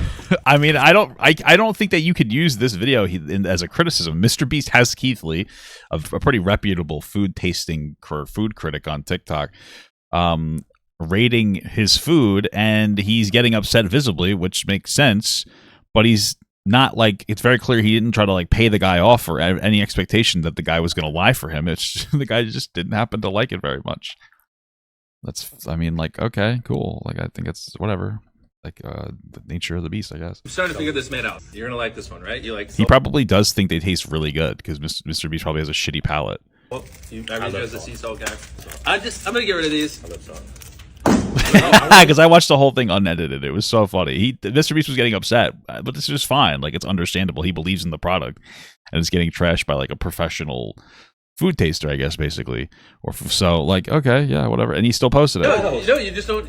Trust me. You like. You're a dark chocolate kind of guy. Yes, I can read the room. The room is red. The only one I really liked was the peanut butter one. Pause if you want to read. I think this is a mask off moment for Jimmy. MrBeast had already filmed content with and promoted Keith Lee at this point. Jimmy was definitely expecting a favorable review of chocolate in return. Jimmy is well aware of the law of reciprocating, basically. He used his gifts. What are you talking about? Uses gift giving as a business move. Keith choose to maintain a level of integrity. This guy's spelling is very poorly. And give a more honest review than Jimmy wanted. That's complete assumption. That's a complete assumption. What? This guy is saying, this is a mask off moment for MrBeast. He wanted a more favorable review because he holds power over the... What the fuck are you talking about, bro? You got an honest review, and Jimmy got a little annoyed, but still posted it. That's how every normal person looks at it. You're adding so much fucking maliciousness to this. I wouldn't doubt this guy gets the fuck suit out of him. It would be so funny if he did. Personally, I think Jimmy undervalues his own integrity, but it's especially important for product reviewers. MKBHD is a good example. I have no idea who the fuck that is, because consumers are trusting these people to give unbiased purchasing advice. Jimmy clearly feels insecure, out of control, and betrayed at times in the video, and reacts poorly. To me, it's clear that he feels insecure for sure and frustrated because he thought that the product was going to be received better. That's a normal human thing. Betrayed? You're reaching hard as fuck. It's not fair for Jimmy to expect Keith to mislead his audience for Jimmy's profit. There's nothing that... Dude, this guy's malicious as fuck. This guy's an actual malicious fuck. Like, holy shit. Regardless, as a result, Keith likely lost some career opportunities with MrBeast moving forward? What? Jimmy is a sellout and surrounds himself with yes men. Dude, you're insane. You're insane, dude. That's wild. This guy's fun. I hope there's a reason why he made you pause to read that instead of putting that in the video and reading it out to you, because he knew like that's something that could get fucked over. That is like that. I think probably easily borders on defamatory. Like that has to like lean on to like defamatory fucking nature. No. Now in 2024, MrBeast changed the formula again to where it has mostly the same ingredients as Hershey's and even more sugar and more calories per bar. Okay, well, his first business venture didn't do well, so he's like, I guess we got to do a different one. And the cookies weren't too bad, the gluten-free bag, they were fine. This initial ad for Feastables where he calls it healthy is still getting millions of views a month. Also, I don't think... You mean the ad that's probably in a video? It's called World's Most Dangerous Escape Room, and then he gave the ad. He had an ad in it for the original Feastables that are not available anymore, and they have different packaging. So now this guy is trying to make it seem like, what are you trying to make it seem like? MrBeast intentionally changed it. This is just stupid. Like, I don't even know what the argument is at this point. What is he going to do? Take the video down? Who gives a shit? You'll look and see that actual product isn't available anymore. I don't think you should ever advertise it as over $1 million in prizes when more than a third of those prizes are just coupons for more MrBeast products. Who cares? if that's what he's doing, I don't. Who gives a shit? It's a coupon, okay. Okay, cool. You need to spend more money if you actually want to redeem them. Yes, that's how a lot of things work. Hey, that's how coupons work. Okay, whatever. This is so stupid. Ooh, a $5 coupon for Beast Burger. Now a single combo only costs $20. I actually liked Beast Burger. It's pretty good. It was just weird. You know, it's one of those issues where like some of those small mom and pop stores make it, so like it can be inconsistently made. Like I got it 2 separate times. One time it was like really good, but they didn't season the outside of the burger. So Bob's Burgers Palace or fucking Five Guys. If this shit can be successful, fucking Five. Whoa, Five Guys is really good. Five Guys. It's so good. Who cares? It's called Five Guys. What kind of fucking name is that? Okay. What a weird hater. It doesn't matter. The burgers are good. Branding matters. I think Five Guys works out, man. It's just 5 dudes comment on my burger. Ooh, maybe you should have spent a little less time on this. MrBeast sues food company over revolting inedible burgers. Yeah, I mean, that makes sense. Fundamentally, I like the concept of, what do they call them? Like the shadow food places or whatever the term called. I like the idea of like, hey, listen, let's sell a product. So like in this case, like, hey, I'm MrBeast. I'm going to sell a Beast Burger. And what I'm going to do is I'm going to allow any company to make the burger as long as they follow particular standards and protocols. Which can help a lot of small mom and pop shops stay in business, honestly, especially if the ingredients are really just hamburger, you know. I'm gonna lose this. Fucking piss me off. It just didn't work out the way that he wanted it to, because like there were different entities that just didn't hold themselves to a high enough standard, and like he didn't have enough control over quality control. So I appreciate the attempt at what he was doing. I don't think it's a bad thing. Ghost Kitchen. There wasn't enough I guess regulation. He didn't have enough control over it to make sure it was successful. So this beautiful logo and more time on making the food actually edible. Well, I mean, like he wasn't the one making it, so. Ugh. I had the food twice. It really wasn't bad. So I mean, it really is going to depend on who's making it. Brother, what's that? What's that, brother? Also, be for real, dude.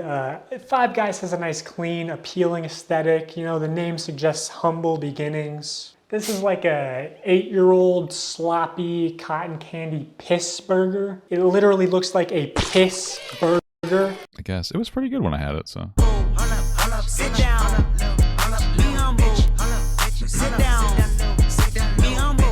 Also, this digital wheel is not remotely representative of your actual odds. Mark Rober has talked about this common deceptive casino tactic before. You recall from the Carnival scam video, the most lucrative games for the Carnival owner are those where people overestimate their chances of winning. That is exactly what happens in this game, thinking you were so close to getting a jackpot, when in reality, you weren't close at all. In gambling psychology, this is known as the near-miss effect, and people will spend much more money to try and win because they think they can just do it on the next one. Like I said, as long as they're legally abiding by the law, it doesn't really care. And he probably is. MrBeast probably is abiding by the law. You making this guy's very bad faith. He's assuming the worst in every scenario. I am, and like his entire basis of credibility is like, I worked for MrBeast for like a month. It's like, okay, cool, man. I'm absolutely pigging out on Feastables. and I'm trying to do this. Mr. Beast is teaching us gambling? Okay. Minus points because there's no cool music. Anyway, let's gamble. Also, these tickets, one of them just so happened to go to a YouTuber with 700,000 subscribers at the time. Just pure chance. This was just taped. It was taped. No freaking way. Oh So shit. it is like really like total chance, obviously. Like you're one of like hundreds of thousands of names. Talk to Jimmy, Bella. What do you got to say there? Jimmy, Say thank that. you for Maybe it was just by chance, dude, or maybe it's all a fabrication. I have no idea. If it was chosen for him to get it, to be honest with you, I don't necessarily care because it's a business tactic. But okay. picking us. No, he didn't. It was random. Was it though? Was it random? Also, It might have actually been random. We really have no idea. this guy went on to win the chocolate factory, and extremely unlikely things do happen, but can we see how the winners were chosen maybe? Because knowing how important it is to Jimmy that every video has entertaining contestants through the whole video, it's a little suspicious. I'll just say, in my opinion, as somebody who worked for MrBeast, okay, I don't think this large YouTuber won a ticket purely by chance. Also, Maybe. I know that producers are sort of able to pull strings behind the scenes to give some contestants better chances than others. And he runs these sweepstakes to like bribe children with gambling to consume more sugar. Like this is far worse than a lottery Well, I hope those kids have parents to lead them in the right direction. Thank you so much, Ethan Strike, for the small gut. ticket because a lottery ticket doesn't give you diabetes and only pay out your rich I'm not understanding. So now selling sugar. Okay, I don't know. Okay. and famous friends. Mr. Beast gave me diabetes because he sold sugar. Oh, fuck. Like MrBeast is bringing hundreds of thousands, if not millions of new people to the candy aisle, whether he wants to admit it or not. Who cares? Who gives a fuck? He made a product and he's trying to sell it. Like, if you want to argue that he might have potentially got his YouTuber to win this prize and that's suspicious, for sure. That's a fine argument. And now you're crying because he's getting kids to eat candy? Because, you know, kids have never eaten fucking candy before in their fucking lives. Like, he's selling candy. It's not illegal to sell candy. I'm like, what the fuck are you talking about? Yeah, like, any of his good points are drowned out by the constant bad faith dog shit. Like, do you expect us to take your word for it that he's violating like fucking the FTC laws, but then you're gonna go on a meltdown about how he's like he was so pissed off about Keith Lee giving an honest review, and he definitely expected the guy to lie for money, and it's like you're throwing so much bad faith into this. Like, there's no you can't really take your word for any of this stuff. People are just walking to the chocolate aisle, and instead of buying Hershey's, buying Feastables. Like, cool. People who never would have bought chocolate in Walmart are walking to the chocolate aisle specifically to buy Feastables. You're creating a new market. Exactly. Yeah, I'm bringing cool. new customers to the aisle. Okay.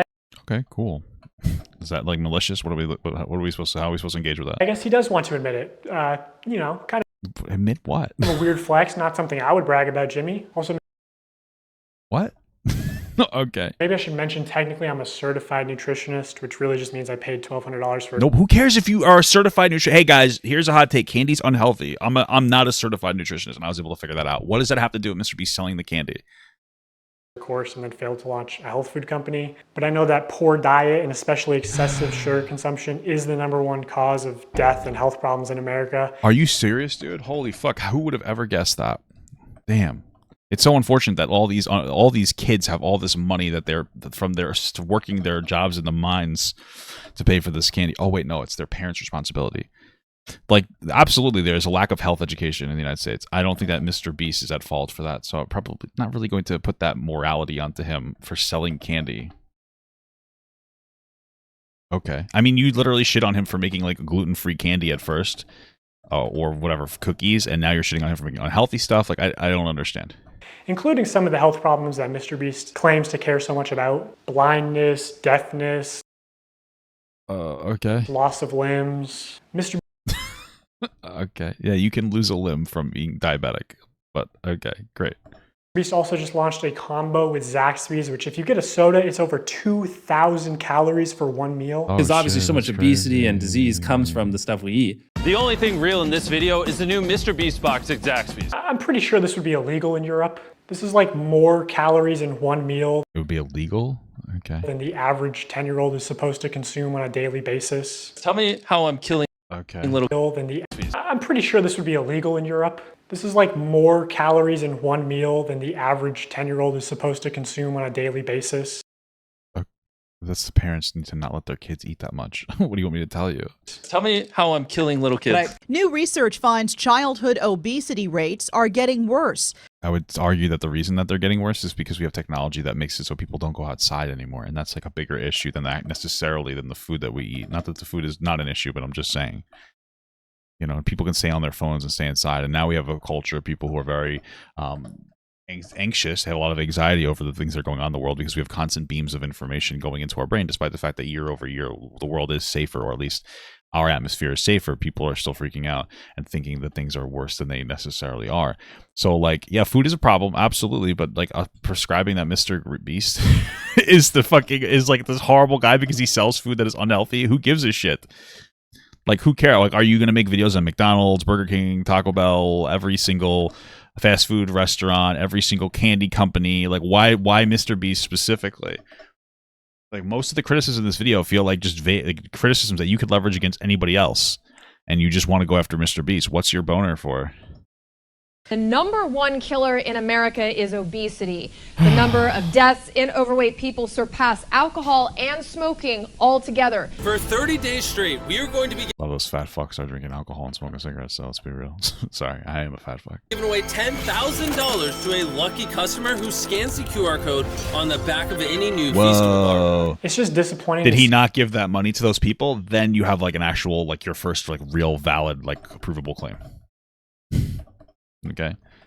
Instead of going on and on and on about how a valve wasn't directly connected to a pipe, but it still turned the water on, which was like your grandiose claim to be, I'm gonna die here. Fuck. See somebody pretend to care about the health epidemic in the U.S. only when it's profitable for them. I honestly don't think that selling that food means that you don't care about the health of people. It's like the reality is that like you can consume fast food in a responsible way. People just choose not to. I choose not to. It's my problem. It's not anyone else's problem. I don't know what else to tell you. I know this point isn't going to... And again, a lot of it is technology making people lazy. It's not all the food. A lot of it is like how much people are not moving. Resonate with a lot of people because of how normalized high calorie and high sugar diets are in America. But like... Not just America, buddy. Bribing children to get into the habit of consuming excessive amounts of sugar, like 10... Okay, buddy. Excessive? One candy bar? He didn't say buy 50. Show me 50 that you bought 50 candy bars and I'll give you this stuff. Eat 50 candy bars in a day and I'll give you guys money right now. Just buy a fucking candy bar. Thank you so much for $5 for Polar Bear Papa. I think this guy needs a friend or a pet to give himself something else to do because it's absolutely insane. Hashtag food for thought. What's more likely is this individual worked with MrBeast, which meant that he probably wanted to be a content creator in some capacity, and he just sucked at it, and it didn't work out for him, and now he's upset and he's resentful of it, and he feels like his dream was taken away, and so he needed to make a hit piece on MrBeast, and so he waited until there was some kind of negative energy against MrBeast for him to come forward and decide to cancel him. That's what this video screams. There might be some okay criticism in this video, but a lot of there's really nothing hard hitting or factual.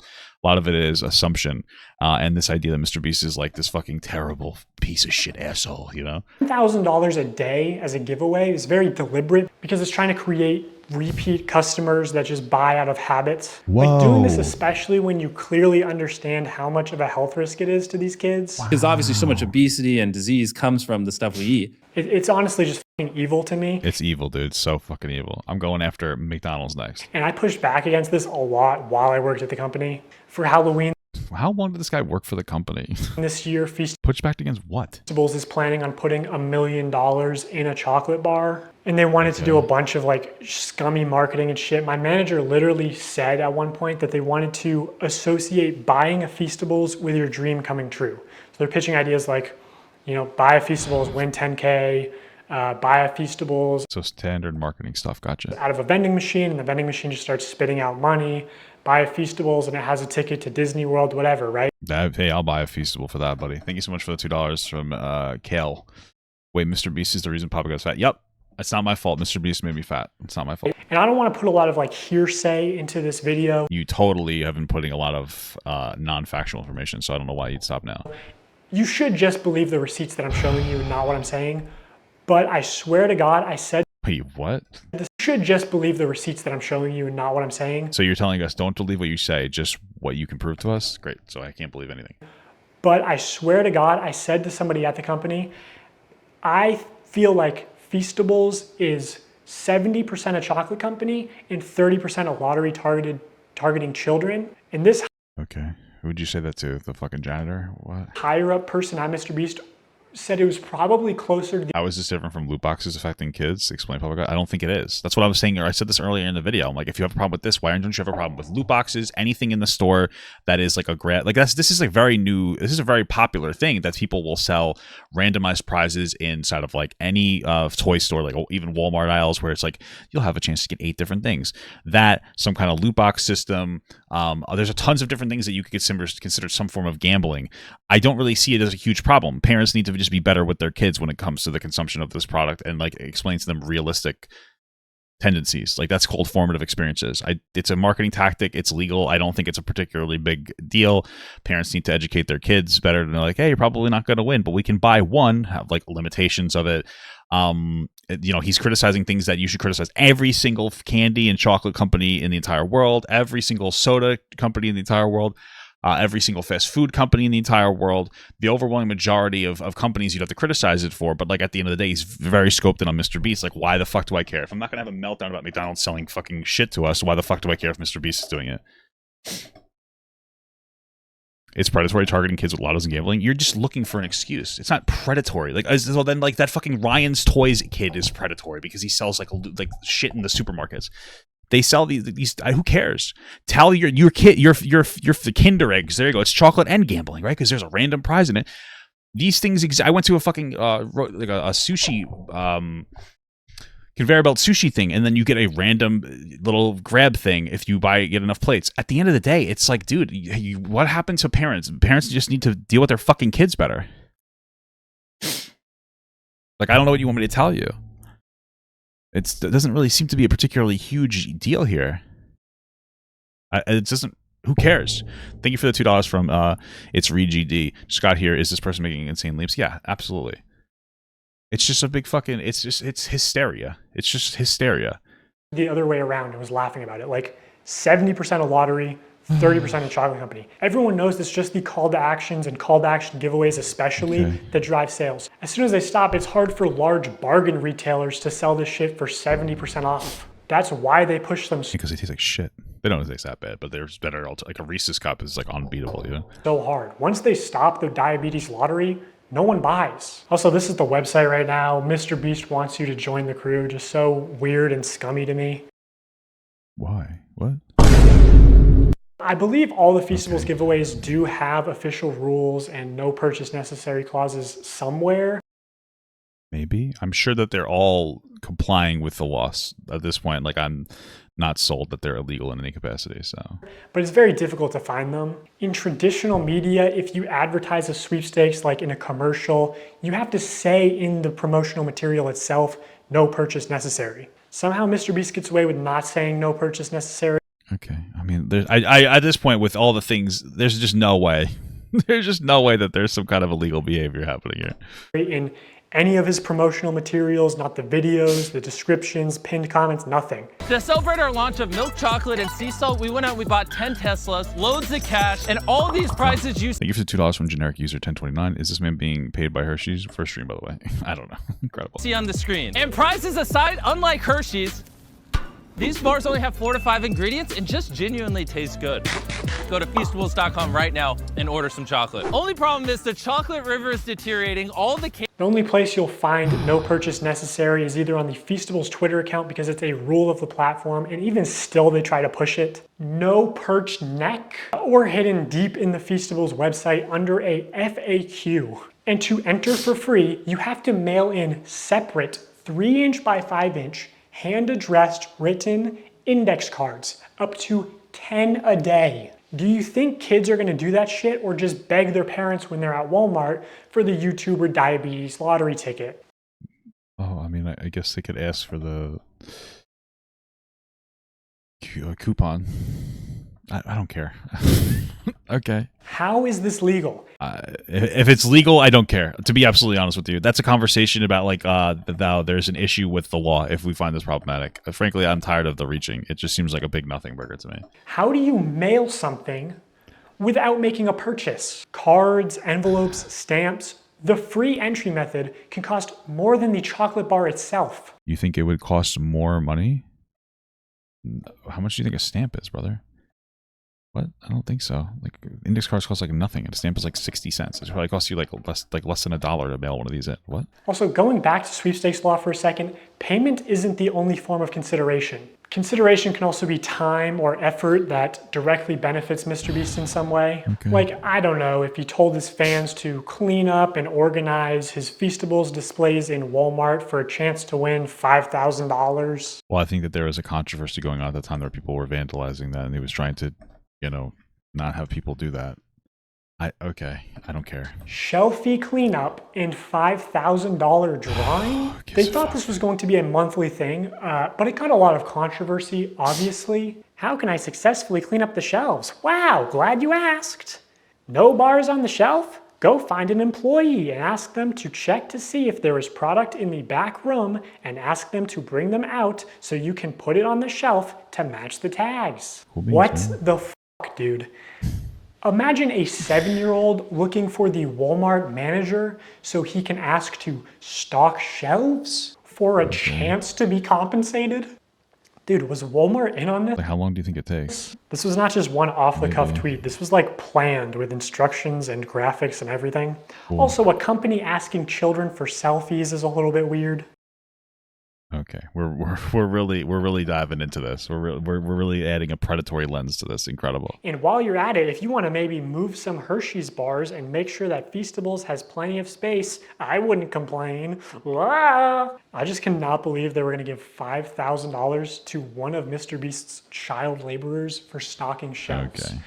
And no one at MrBeast Well, they wouldn't stock the shelves. The employee would. I don't know what the fuck you're talking about, but okay. was like, hey, this is a terrible idea. Actually, if you said that, you'd probably get fired. This is the best tasting chocolate on earth. Good job, boys. Whoa, whoa, whoa, whoa, whoa, whoa. How do we know that's the best tasting chocolate in the world? You're fired.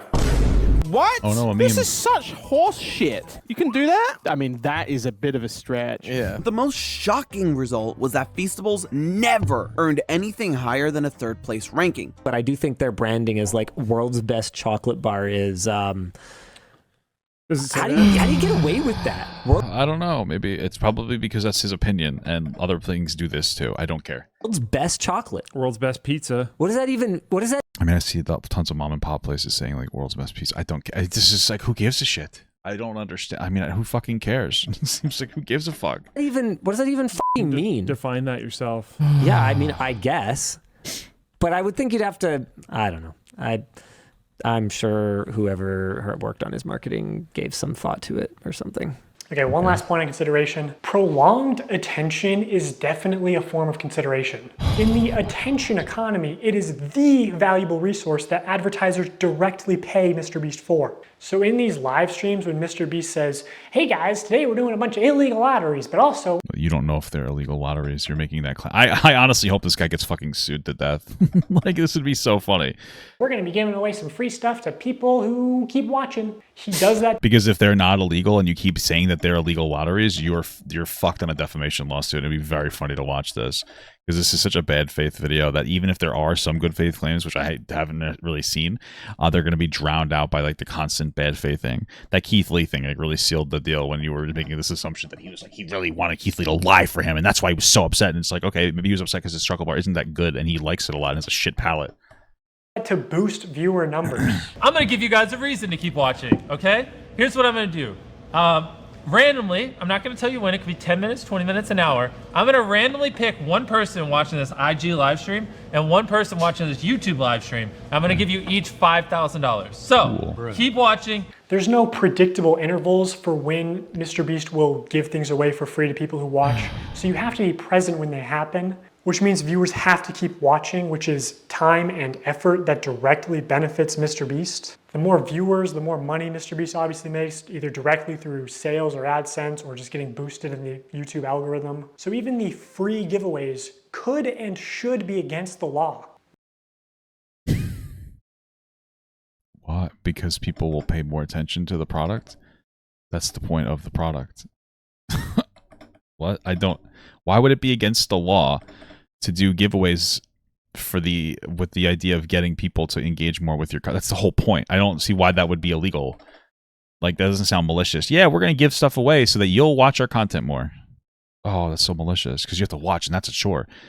But it's not really a chore, because, like, that would be the content could still be entertaining. What are you talking about? Why? I mean, if he was not abiding by, like, the FTC or whatever, like, sure, fair criticism, which you have yet to prove.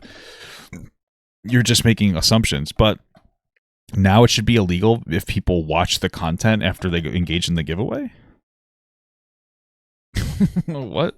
MrBeast just uses gambling psychology to exploit young children for profit. He's just become the first casino where the currency you pay with is attention. Do you think attention is the most valuable currency in the world? Oh my god. Well, of course. Or labor, or money sometimes. Yeah, his core audience is like, I'd say like 10 to 12-year-old boys. Older people are a little bit over him. Some people kind of question the ethics, you know. They sometimes say in these videos where he like builds all these wells or, you know, cures people of this blindness. It's almost like he's exploiting people for these views. So, like, what's the alternative? That he just shouldn't do charity for people? Or what's the argument there? So... Is that what's stopping all these other rich people from not helping people because they would feel, we might be exploiting the 50 blind people that we stopped their blindness, so let's just not help them. Okay, crazy. Older audiences don't love him, but this tween audience, they love him, and they're thinking, you know, watching him could get me a car, so why wouldn't I? I'm gonna give you guys a reason to keep watching. Okay, now as far as fake giveaways go, I'm sort of limited in what I can say without exposing confidential information and getting sued. So my official statement is that sometimes things slip through the cracks, and personally, I believe that is intentional. Here's one example where someone on Reddit posted saying, yes, Reddit. Definitely want to watch that. Let's see what we got here, bud. Saying that they were promised free dog food for life in exchange for letting MrBeast use them in a video. 5 months later, they still haven't received their dog food. Well, that's definitely factual because someone on Reddit said it. Cool. I actually sent this post to someone who works at MrBeast, and they said they were going to send it to the PR team, and then the Reddit post got taken down. Okay. So I don't know if it got resolved. Okay, so then I imagine either they made it right or they sued that person for defamation because they threatened to sue them in some capacity because it was unprovable and they had just lied about something. That makes sense to me. Okay. Here's another example of things slipping through the cracks. Gotcha. The second thing that I probably would do different is invest. And I know what y'all about to say. Y'all about to go to the clip too where Jimmy said that we set a certain amount aside to invest. I know you talked about wanting to maybe invest 50K and then set aside like the other 23 for just other little nuances here and there. This is not me calling anybody a liar or anything, because I know what y'all do. I know what the internet does. But what I think what happened was somebody that worked for MrBeast or something like that was supposed to probably help me invest, but that didn't happen. I talked to Jimmy. So you got money, but you didn't help you invest money. Why did you think that they were going to help you? Did he say that in that clip? This is not me calling anybody a liar or anything, because I know what y'all do. I know what the internet does. But what I think what happened was somebody that worked for MrBeast or something like that was supposed to probably help me invest. Set aside an amount aside to invest. I know you talked about wanting to maybe invest 50K and then set aside like the other 23 for just other little nuances here and there. This is not me calling. Okay. But that didn't happen. I talked to Jimmy. Was it actually supposed to happen, or did this guy just misinterpret something? Do you have any proof of MrBeast saying he would definitely help him invest in a what? After I won $1 million, after I finally got the remaining amount in my. So he won the $1 million. Okay. Bank account. I was telling him, I was like, man, I don't want to fail. I don't want to be like how everybody's saying, like I'm gonna run out of money and do all this crazy stuff. I was like, man, Jimmy, please help me. And he said he was gonna help me and we was gonna invest, but yeah, that didn't happen. So. Okay, so we got nothing. So this guy we don't. Okay. Gotcha. Okay. If you actually watch this video, you know, MrBeast does say that they're not going to be irresponsible, that they're going to try to... I'm not understanding. So this guy probably got the wrong idea that he was going to the person was going to help him invest, and then they didn't. This is just so random. Like, I don't understand. Markup for life, and that they are going to help him with investing. What we're actually going to do is be responsible and try to set Mark up for his future. So we're going to make smart purchases like a house, cars, and do some investing. But according to Mark, MrBeast Okay. only gave him an hour to plan what house to buy, and then gave him only 24 hours to spend the bulk of his money for a video. Time. I wish I would have had more time, and I wish I would have planned out stuff better. Like. So is that part of the video? Because it's that he's gonna have to spend most of the money and then he gets to keep some of it. Okay, I mean, I don't really think that. Okay, that was the best example I can give you. Is so it sounds to me like the idea was we're gonna give you $1 million, but you have to spend like 900,000 of those dollars on a video, for a video for us. So I would take the deal. Like, cool. And we planned out the house and stuff. I literally had an hour. He had somebody come to my house, and we sat down and we planned all this in an hour. Yeah, they came to my house and we planned this out, and in about an hour. So I wish I would have had more time, and I wish I would have did a couple things differently on the time management side, which I guess I really couldn't help because I had to spend it. I had to spend the money, and I had to like do all this. So I'm starting to think he might have been a little bit better off if you didn't make him spend $1 million in 24 hours for content. Sorry, it wasn't his. He was given $1 million and had to spend it in like that. Everything was known. It sounds like some of the logistics are like, yeah, you're gonna have to spend it somewhat quickly, and the guy wishes he had more time. That's not something that I care about. Okay, cool. The guy got $1 million, but he had with the idea that like, hey, you can only get it if you spend it in like a day, so that we can make content out of it. Who gives a fuck? You got $1 million in a free fucking house. Sell the fucking house after you. Who gives a shit? Can I just say, I'm super glad you won the $1 million. All I need from Did he not give him the $1 million? Like, I don't understand. Like, I'm supposed to be upset because MrBeast gave a guy $1 million as long as he fucking, recreated the Richard Pryor movie. Who gives a shit, you know? You is a signature right here. The vehicles are yours. What we're actually Getting ripped off $100K at the dealership? All I need from you is a signature right here. How do you know he's getting ripped off at the car dealership? Did they upcharge his Hellcat? Like, I don't understand. Vehicles are yours. What we're actually gonna do is What vehicle did he buy?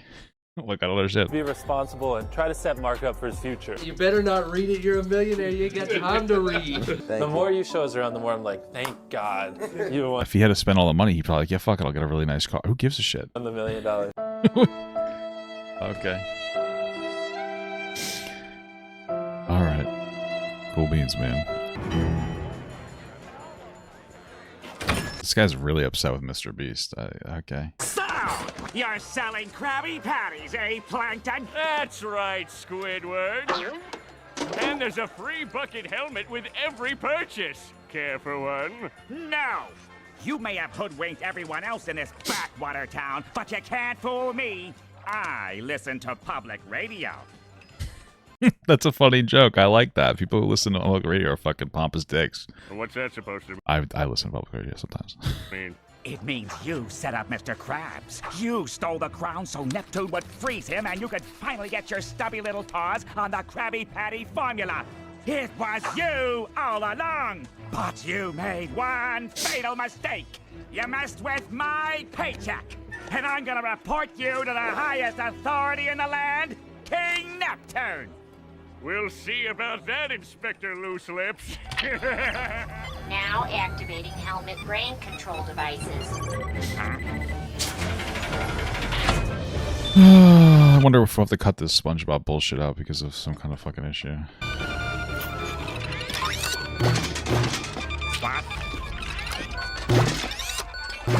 You could tell this guy desperately wants to be a content creator. I'm pretty sure I'm right about the whole thing. Like, this guy wants to be a content creator. He wasn't very good when he worked for MrBeast, and now he's got to fucking, stick up his ass.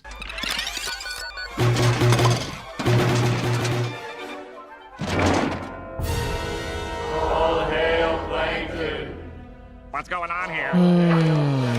Seize him, slaves.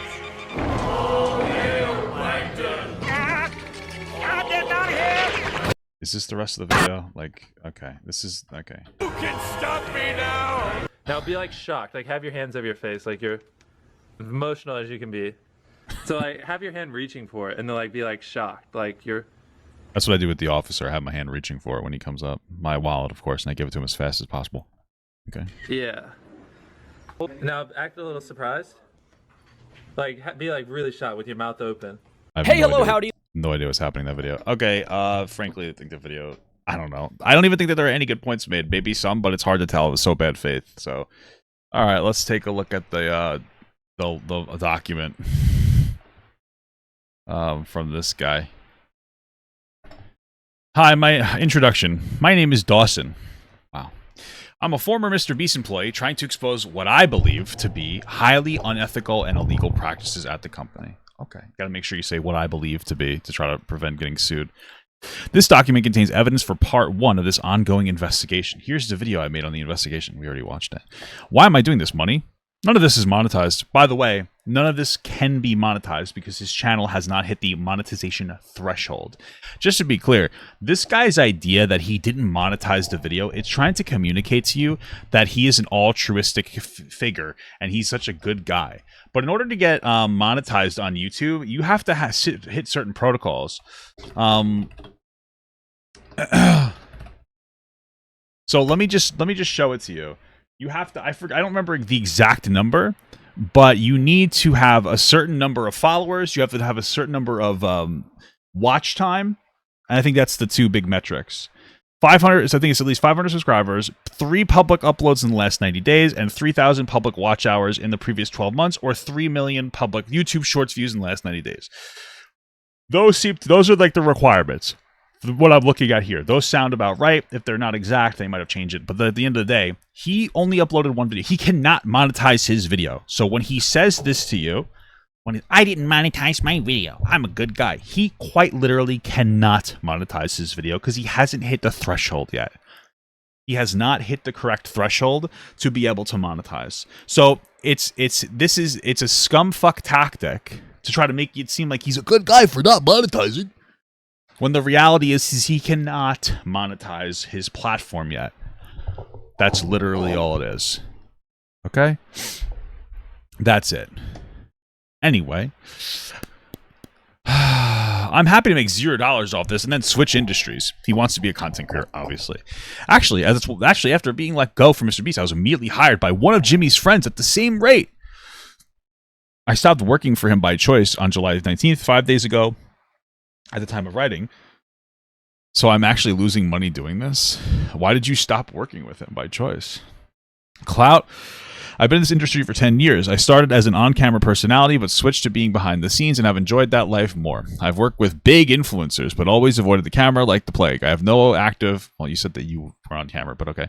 I have no active personal social media, so I don't think I'm motivated by clout. I'm not responding to DMs for inquiries from the media, opting instead for Reddit AMAs.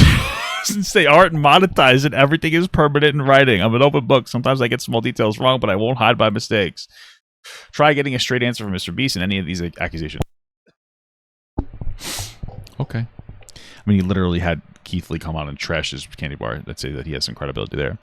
My reason for doing this is that I believe MrBeast is a corrupt organization that is bad for humanity. Okay, just to be clear, he made a criticism earlier that the crew was signing MB for MrBeast on the clothing. And now you're saying that, like, hey, it's an organization. So if you're acknowledging that, then the MB is MrBeast. I doubt his name is MrBeast. You're acknowledging that that's part of the organization. But okay. It's bad for humanity, despite their glowing public image. I've been consistent before I got hired that I believe children use YouTube as a form of play, the evolved way to learn and practice skills for later life. I've studied play at length, and I would consider myself a first-generation iPad kid, so I understand firsthand the role content can play in a person's development. So I was often appalled when higher-ups of the company would talk about sophisticated ways to exploit children's psychological development for their own game while regarding the well-being of those children, or disregarding their well-being. Just to be clear, he's talking about marketing.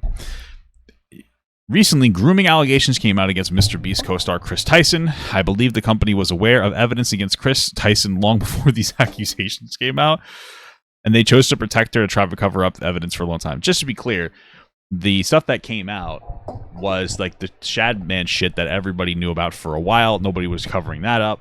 And then he had a mod, the Lava Kid. There's no actual evidence of grooming in any meaningful capacity. There seem to be very edgy jokes, which could potentially be used to wear down boundaries and normalize sexual behavior between like an adult and a minor. But it seemed like a huge boundary issue where Chris Tyson shouldn't be a content creator because they are not aware of very obvious boundaries and they are into edgy jokes. You have to show me more before I'm going to validate grooming accusations. I'm not like an online baby that just says everything is grooming. You have to show me more. The jokes are inappropriate and they never should have been made.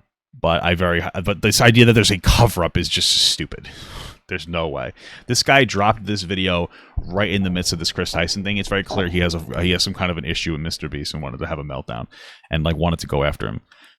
MrBeast's secret formula: condition the viewer to see MrBeast as a trusted authority. Okay, so trust the person you're engaging in. I want you guys to trust me to some extent too. That my commentary is going to be honest.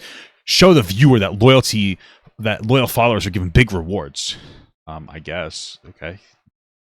So generate a loyal audience. Called on the viewer to act and promise big rewards in return. Okay. Gotcha. Associate got you. So he looked up some clip art. Cool. Lie detector. He never lies. I don't care.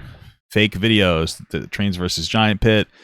I clicked and watched it. Okay. Gotcha. We already looked at all this stuff. He uses CGI in his videos. I never would have thought he actually strapped somebody to a train. I don't care that he uses CGI.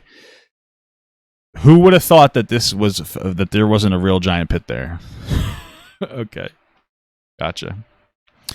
Guys, did you know MrBeast didn't actually do this? Incredible. What does this matter? This video also used terrible CGI. The contestant is Mac Hopkins, former editor for Airjack. Now he is a secret employee at MrBeast.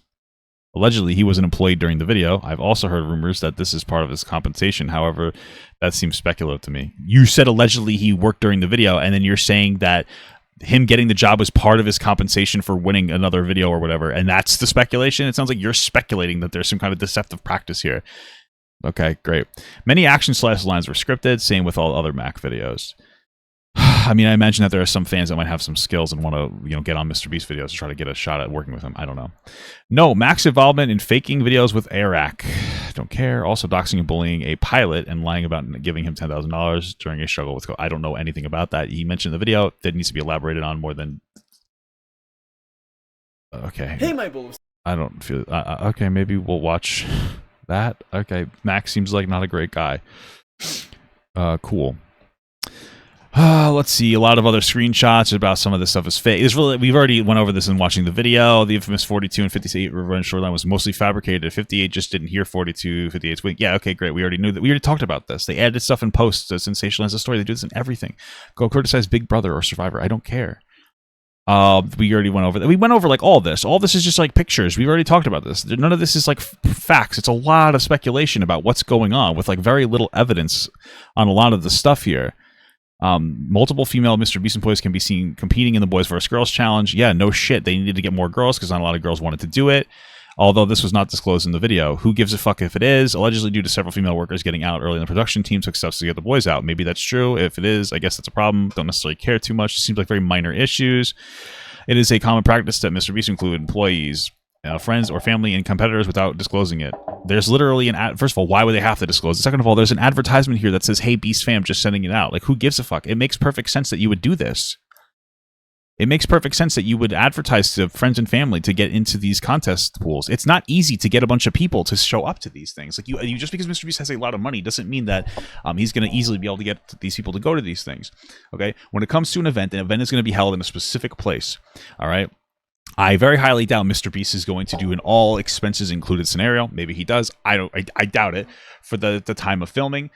Some people just don't want to give up their busy schedule. Parents usually want to go with kids if they're underage in some capacity, and you need those parents to be available if you're going to do something like that, and there's going to be additional restrictions. So some people may not be available to be able to move out of state between jobs, money, other life responsibilities, so it's difficult. So they try to pull in as many people as they possibly can, which could potentially be employees. Okay, it's like, who gives a shit? You did an event where there's 200 people just in the actual video itself. It's going to be difficult to be able to pull that kind of numbers, so they're going to be like, hey, why don't you guys fill in for the last this blah, blah, blah, blah, blah. It doesn't, who cares? It doesn't seem like, it's not a big deal at all. He has to get to the 200. It's not easy to be able to get all these things to work and get them to be cleared to work as well. Extreme hide and go seek, and this YouTuber influencer hide and go seek, MrBeast was accused of deceptively editing Rosanna. I don't care. She's a fucking loser. I don't really trust anything that she has to say. She's a crybaby, like fucking 40-something-year-old that was talking about how she was so upset emotionally because MrBeast might have faked a thing. Why did you lie? Why did you say in the video that you found Logan literally 1 minute before Zach? I outlasted Logan and was proud of what I accomplished. It actually built some confidence in myself that wasn't there before. See, that's what I'm talking about. Are you kidding me? I don't know. It's been a while. Let's call and figure it out. He tried to settle it.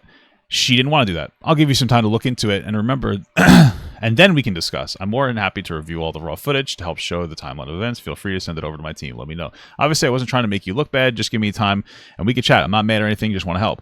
Why did you lie? Why did you say that? Oh, this is just the same video, but with it zoomed in. Okay, don't care. Great. 50 YouTubers fight for $1 million. Blah, blah, blah, blah, blah. Dude, it's like, what is this? We've already went over every single one of these things. During day 5 of the storm, for a few frames at the end of the time lapse before a hard cut, we see that no one was in the shelter. Allegedly, they slept in a nearby production boat. Probably, if it was so bad outside weather-wise, it would have been a legal liability. Okay, gotcha. Don't necessarily care about that. This intro real-time video clearly sped up and the timer is added in post. Do not care. Like, probably is as much of a real-time video as it can be, but at the end of the day, there are going to be some production aspects of it. Okay, don't really care. Illegal lotteries, especially. Okay, great. A lottery scheme that contains, gotcha. We already went over lottery stuff. We don't necessarily know if they're illegal. That's the claim. This is the shirt sign stuff. We looked into that. We don't know if that was deceptive or illegal in any capacity. The rocket exploded and then people didn't get their $10 back because it paid for the rocket that exploded, or maybe it paid for the missile to shoot down the rocket. Sending viewer personalized messages. Okay, we went over most of this. A lot of this is just screenshots of things that happened in the video. Listen, at the end of the day, I do not like, there's nothing in this video that makes me give a singular fuck about what is going on with the MrBeast. FTC, look into the live stream stuff. That's pretty much it. Most of this is just, I don't know if the word conjecture works, but most of it's just like claims. It's very clear to me that this guy is fucking upset that he worked with MrBeast and then that opportunity ended in some capacity, and now he's acting like a fucking child about it. He's probably going to get sued because he makes a lot of claims that really border on defamation, it seems, in a lot of these instances. But you know what? I don't really care because I don't give a shit about MrBeast or whoever the fuck Dawson is. So this is okay. These are the pedophile accusations. Old archives have been found from MrBeast's old video series titled Worst Intros. Okay.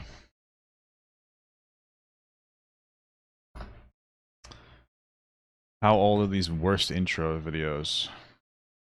From 2016. MrBeast age. Okay, 26. So when he was 18. Okay, great. It had allegedly had clips of minors performing suggestive content. Wow, so we don't even have hard proof. In this case, an alleged minor was in tight underwear twerking. This ought to be good. Great, so we have this video where we don't even know if it's a minor, obviously twerking in a non-sexual capacity because he thinks it's funny. Okay, this is not pedophilic. You're stupid. Sorry, whoever made this thread. Gotcha. Then we have this video here, and though this clip is not as bad as the first, it's definitely disgusting in its own right. This clip, the minor was clothed and twerking while MrBeast commenting on the clip. Oh my goodness, dude. Let's see what we got here. All right, again, he's twerking. Obviously, he's not wearing anything suggestive. They're just censoring it. It's obviously not sexual twerking for any gratification. It's because people think it was funny. Okay, then we got this video here. In the third instance, the clip was a minor where they were twerking to music in pants. Okay, gotcha. Who's okay, great. So, who's jacking off to this? Are you guys horny by this? This is obviously like this is a stupid idiot joke from 8 fucking years ago. Like, do you think that this is sexual in nature? No, this is stupid. These clips are almost all the worst intro scenes. If these are the worst, I don't care. What am I supposed to do? Like, what? Okay, gotcha. Penguin intros, blah blah blah. Worst intros, gotcha. Who gives a fuck? What else is in conclusion? To be clear, I'm not insinuating this is a gratifier groomer. I do think this is a criticizable situation. Not really. This is 8 years old when he was 18. I do not give a shit. What else do we got? What other nonsense do we have to shit our pants over? Okay, let's morally chastise MrBeast over this too. Let's see. MrBeast talks about selling black people and how $69 is too steep a price. Selling N-word for $400 money? The most I would pay is like $300. Sorry, $400 is just out of my price range for that type of stuff. QQ, shut the fuck up, you stupid. Whoa! He said a I slur. call you a stupid. Exactly. It's now Luke. Fuck you, dumbass. Okay. N-word, N-word, N-word, N-word. Thanks, Hustlin, for the donation. I appreciate it. No more, no, boys. No more typing the N-word in chat. No more cursing. Selling 10 for $69 each. That's a steep price. I don't think you're going to get any sales.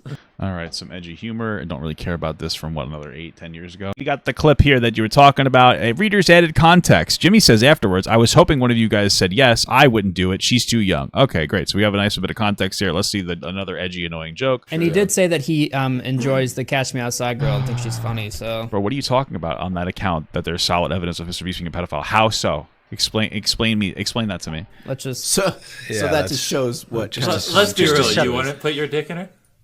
I Okay. mean, it's rather... I believe there's a 5-year age gap. Probably not. Enjoying enjoying someone and putting your dick in someone is a whole different story. Yeah. She probably has AIDS. She's like 14 years old. She probably has AIDS already. Well, I was gonna say, have you guys seen that one video? My wife actually showed it to me. So we She got saw an this one edgy video joke. of like it was on her channel. I don't know if it was a vlog or something, but it was like her producer or manager or something was like at a bonfire with her, and he's like grabbed her boob. And she's like 14, right? Yeah. Like he like grabbed her boob, and like at first it looks like he's just like holding his hand on her chest, which I don't know why he'd fucking do that. And they turn around and his hand just stays on her boob, and as they walk, it's just like grasping her boob. He's like 30 years old.